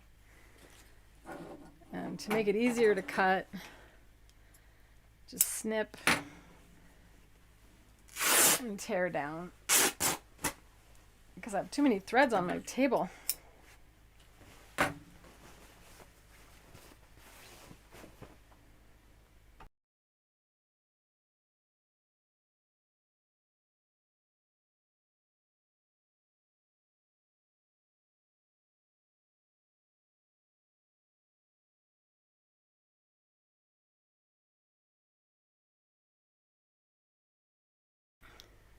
Tinkerbell came over, but she did not want to say hi today.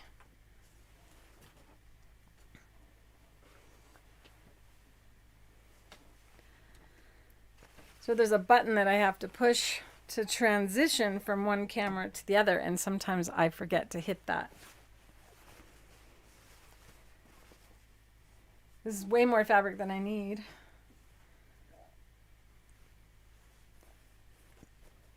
Try to give you guys an idea of how much fabric is needed. We're going to be making the straps as well, and it would be good to have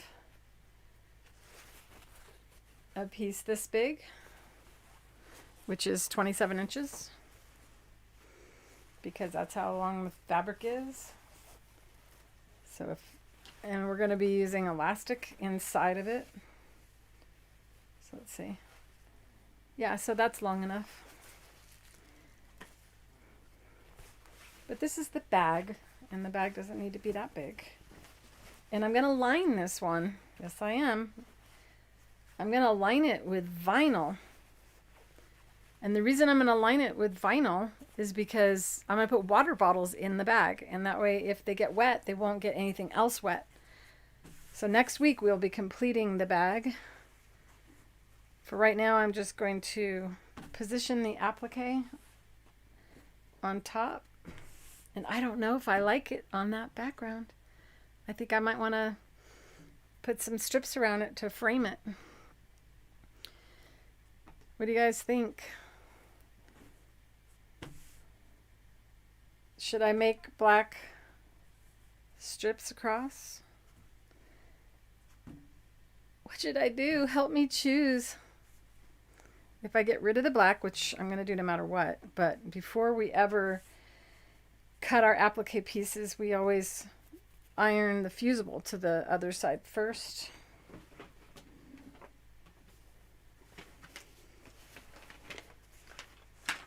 Every time I open my drawer below this bag that I made for my rotary cutters last week, if you missed that, this is the bag with the decorative zipper. A zipper done with beads and cording. With an invisible zipper done in a different way. It keeps opening and closing the drawer I open, so where is my fuse and fuse? See, I can touch stabilizers and know what I'm looking for. But if you can't, make sure you put things back in their package. Keep them with their instructions so you don't forget. Unloading my drawer. Some stuff in my drawer. I guess it's not in there. Where do I put it? Maybe the next drawer down. Some more stuff in this drawer. Is this kind of like your drawers, you guys? Thread chart you can print out on our website so you know what colors. Wow. I just used it last week. Pretty sure. Back in the drawer. This is the bunny that I was going to teach you for Easter. We'll have to push it off to next Easter.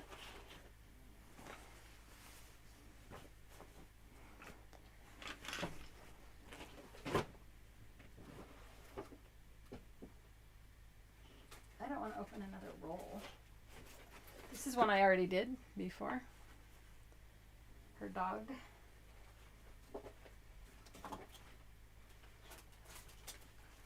This is something I sewed. You can do that with the pearls and piping foot. Huh. All right, I've lost my patience with that. Where else would I put it?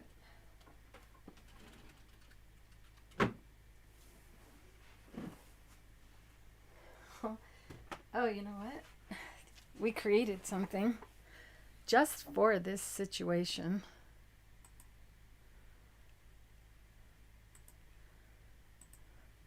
Be right back, you guys. If anybody pops in and asks where I am, you can let them know I had to run and get something, and I'll be right back.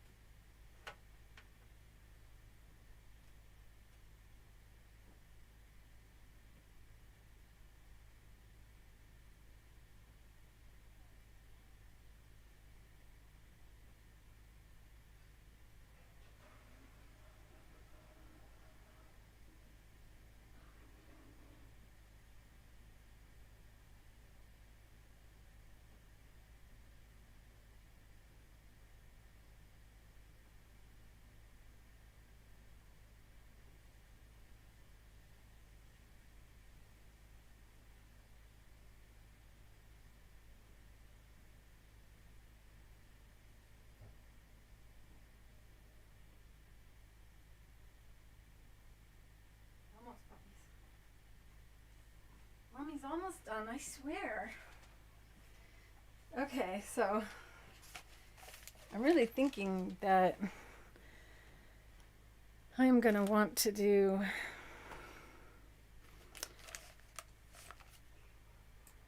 something different than just laying that applique on that fabric because it's not enough contrast. And so I'll probably assemble it next week. But this is the stabilizer, our fuse and fuse, and we can at least get it ready. But I think it needs black. I don't know if you guys voted. Did you guys vote?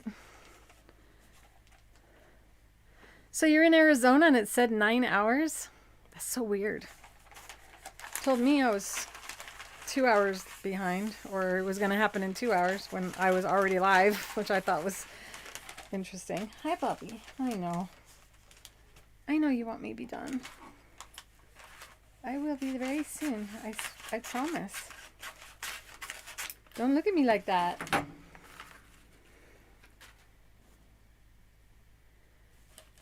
I think he thinks the sound of this sounds like doggy treats. That's what it is. He's looking at me like, what do you got?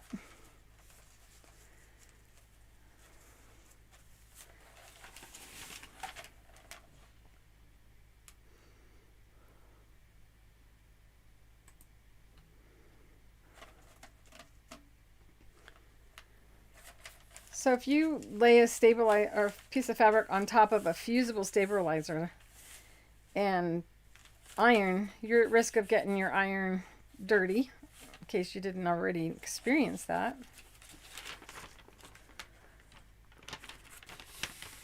It's so hard to tell.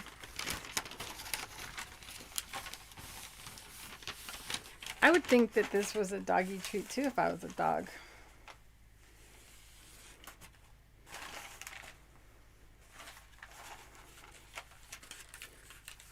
I'm going to do my best, but that's why I didn't cut the black off. But now I'm thinking maybe it needs black. I could make a black square. You know what? I need a week to figure it out.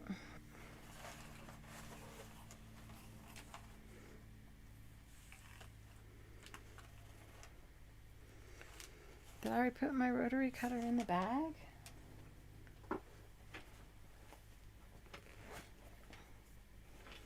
Look at that. I'm actually being more responsible with my cutters now that I have a bag to put them in.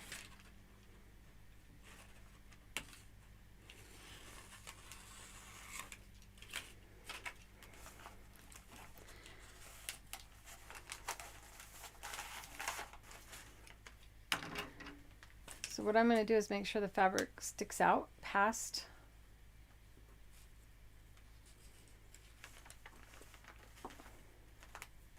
but I have the yellow or the light green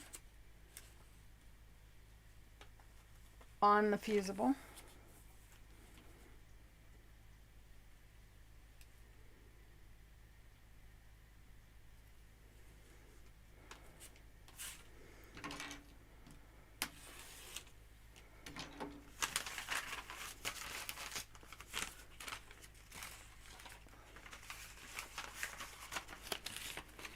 So do you guys like the two-part series idea, or what ends up happening?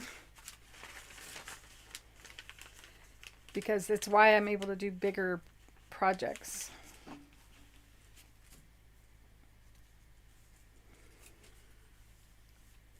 So the goal is to make sure the fusible is on the green, and I can't see that well, can't see through it, so I'm going to use my Caterpillar. Why is that like pulling?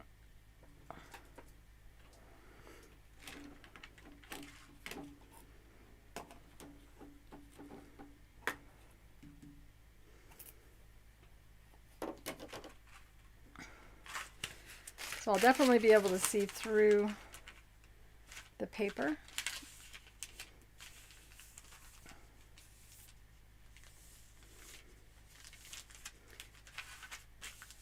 I'm not verbalizing very well, but I think you guys can tell better by what I'm doing now that you can see me use the Caterpillar tablet. This is one of the things I love about it.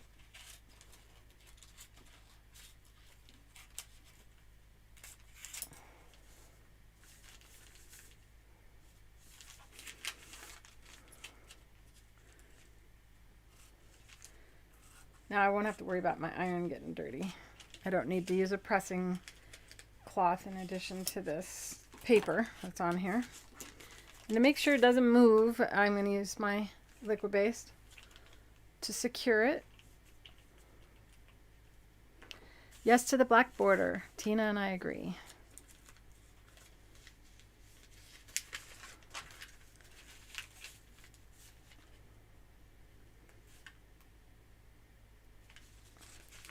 And you can just do some dots, even though this is fusible.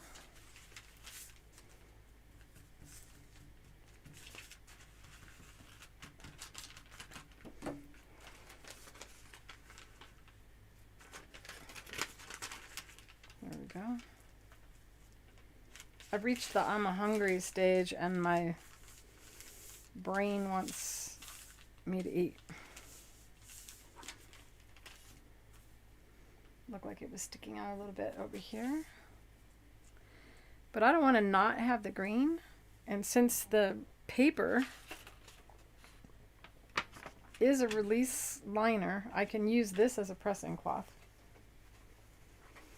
I have no idea where my pressing cloth is, by the way. I have several Teflon ones, and over the years I've bought them and I have no idea what I've done with it. We are turning we're making a new one of these is what I'm doing. And you got your little bags. I've designed a pattern already that's a little bit more complex than this. I don't even know how long that was sitting there. Oh, that's right. It was just covered with fabric. So you couldn't see. Turn on the iron, and you don't want steam for the first part because paper is solid, and if you use steam on it, it'll shoot the steam out the sides and possibly burn your hands. So it's a cotton setting, paper side up. And what I'm worried about doing is having the part that's sticking out actually iron onto my ironing surface. So that's the goal right there. Paper side facing the iron. There's no way the adhesive will get on your iron because it's on the other side of that.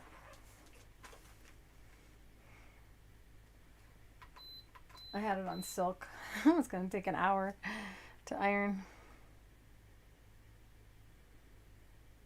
So you like the two-part project? So now you have all week to embroider your own panel. And next week afterward you can make it and then share it in the school. I can iron this because paper doesn't stretch. Slide it over. There we go.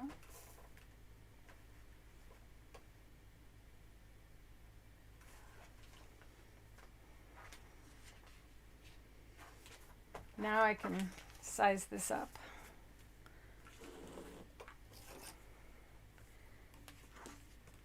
And I'm going to cut off the black because I'm going to sew black fabric. I'm going to actually applique it on the black fabric. Even her black line isn't straight because it's art. Sometimes my brain doesn't mind things not being straight, but this is like piecing, so if you don't know that you can cut on a cutter pillar tablet, you might be going, what the heck is she doing? But this is the cut-onable cutter pillar tablet mat. Boy, that's a mouthful.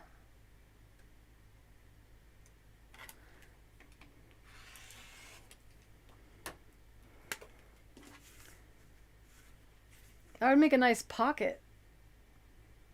It's like maybe I should just make it a pocket on the bag. Maybe that's the cell phone pocket. That would be a better idea, wouldn't it? Wouldn't it? Use an old cotton t-shirt, but your t-shirt could get ironed on. Now I'm going to use steam. But my hand is nowhere near there.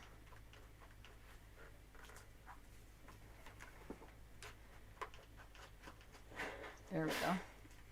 So I have my hand way far away from the ironing surface. And this is just going to help all that thread lay flat.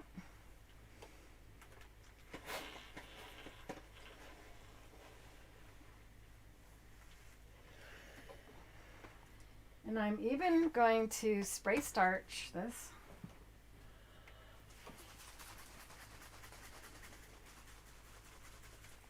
This is the one I use.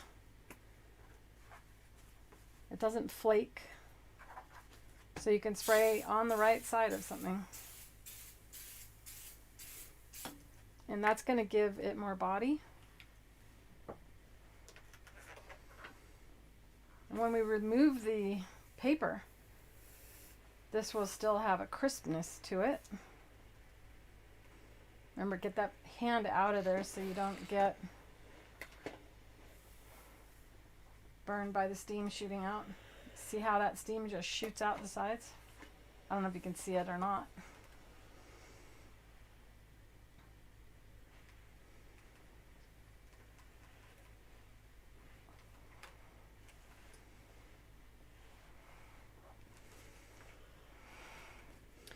There you go. A tribute to Lorelei of Lorelei's Designs.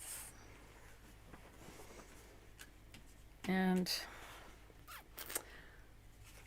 I'm going to give you a little close-up view of it.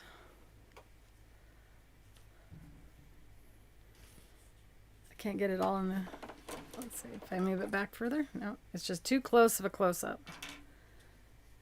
Adorable or what? Feels so good about it.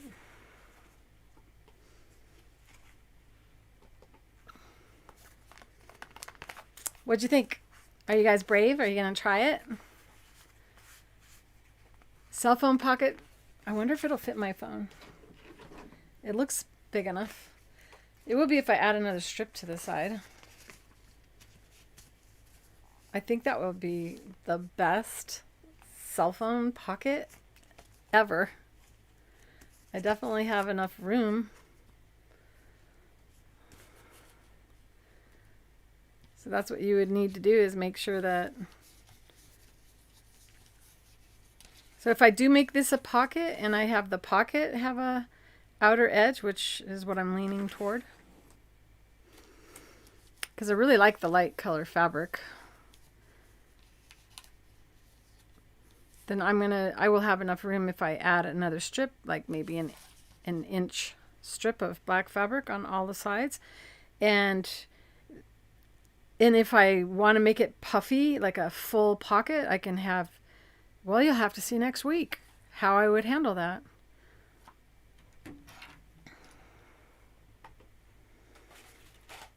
Well, I hope you enjoyed this season 2, episode 14 of Fabrically Speaking Live. Part 1, part 2 next week. Every week, no matter what YouTube tells you, it's 2 o'clock Mountain Standard Time. Do any of you have any questions before I bid you adieu and go to dinner?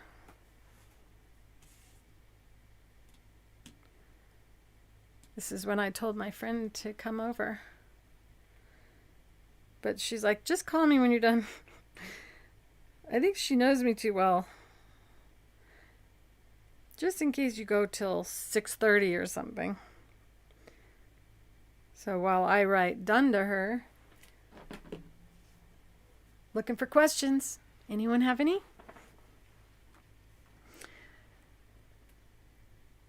It was nice spending time with you, Amy, Lorinda, Leslie,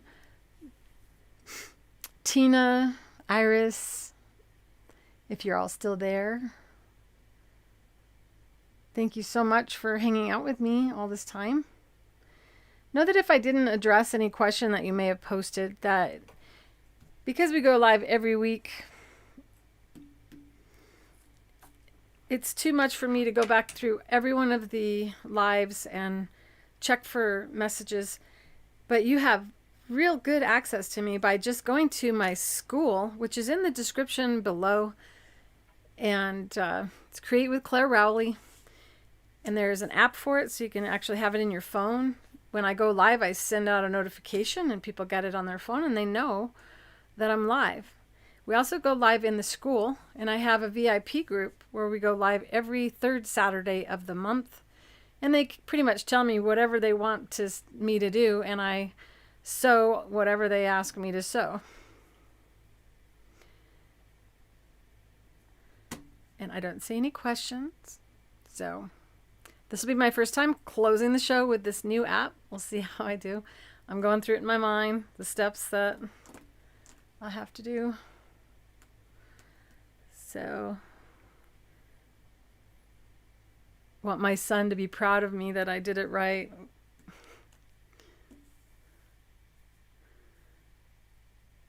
Required a stalled brain for a moment.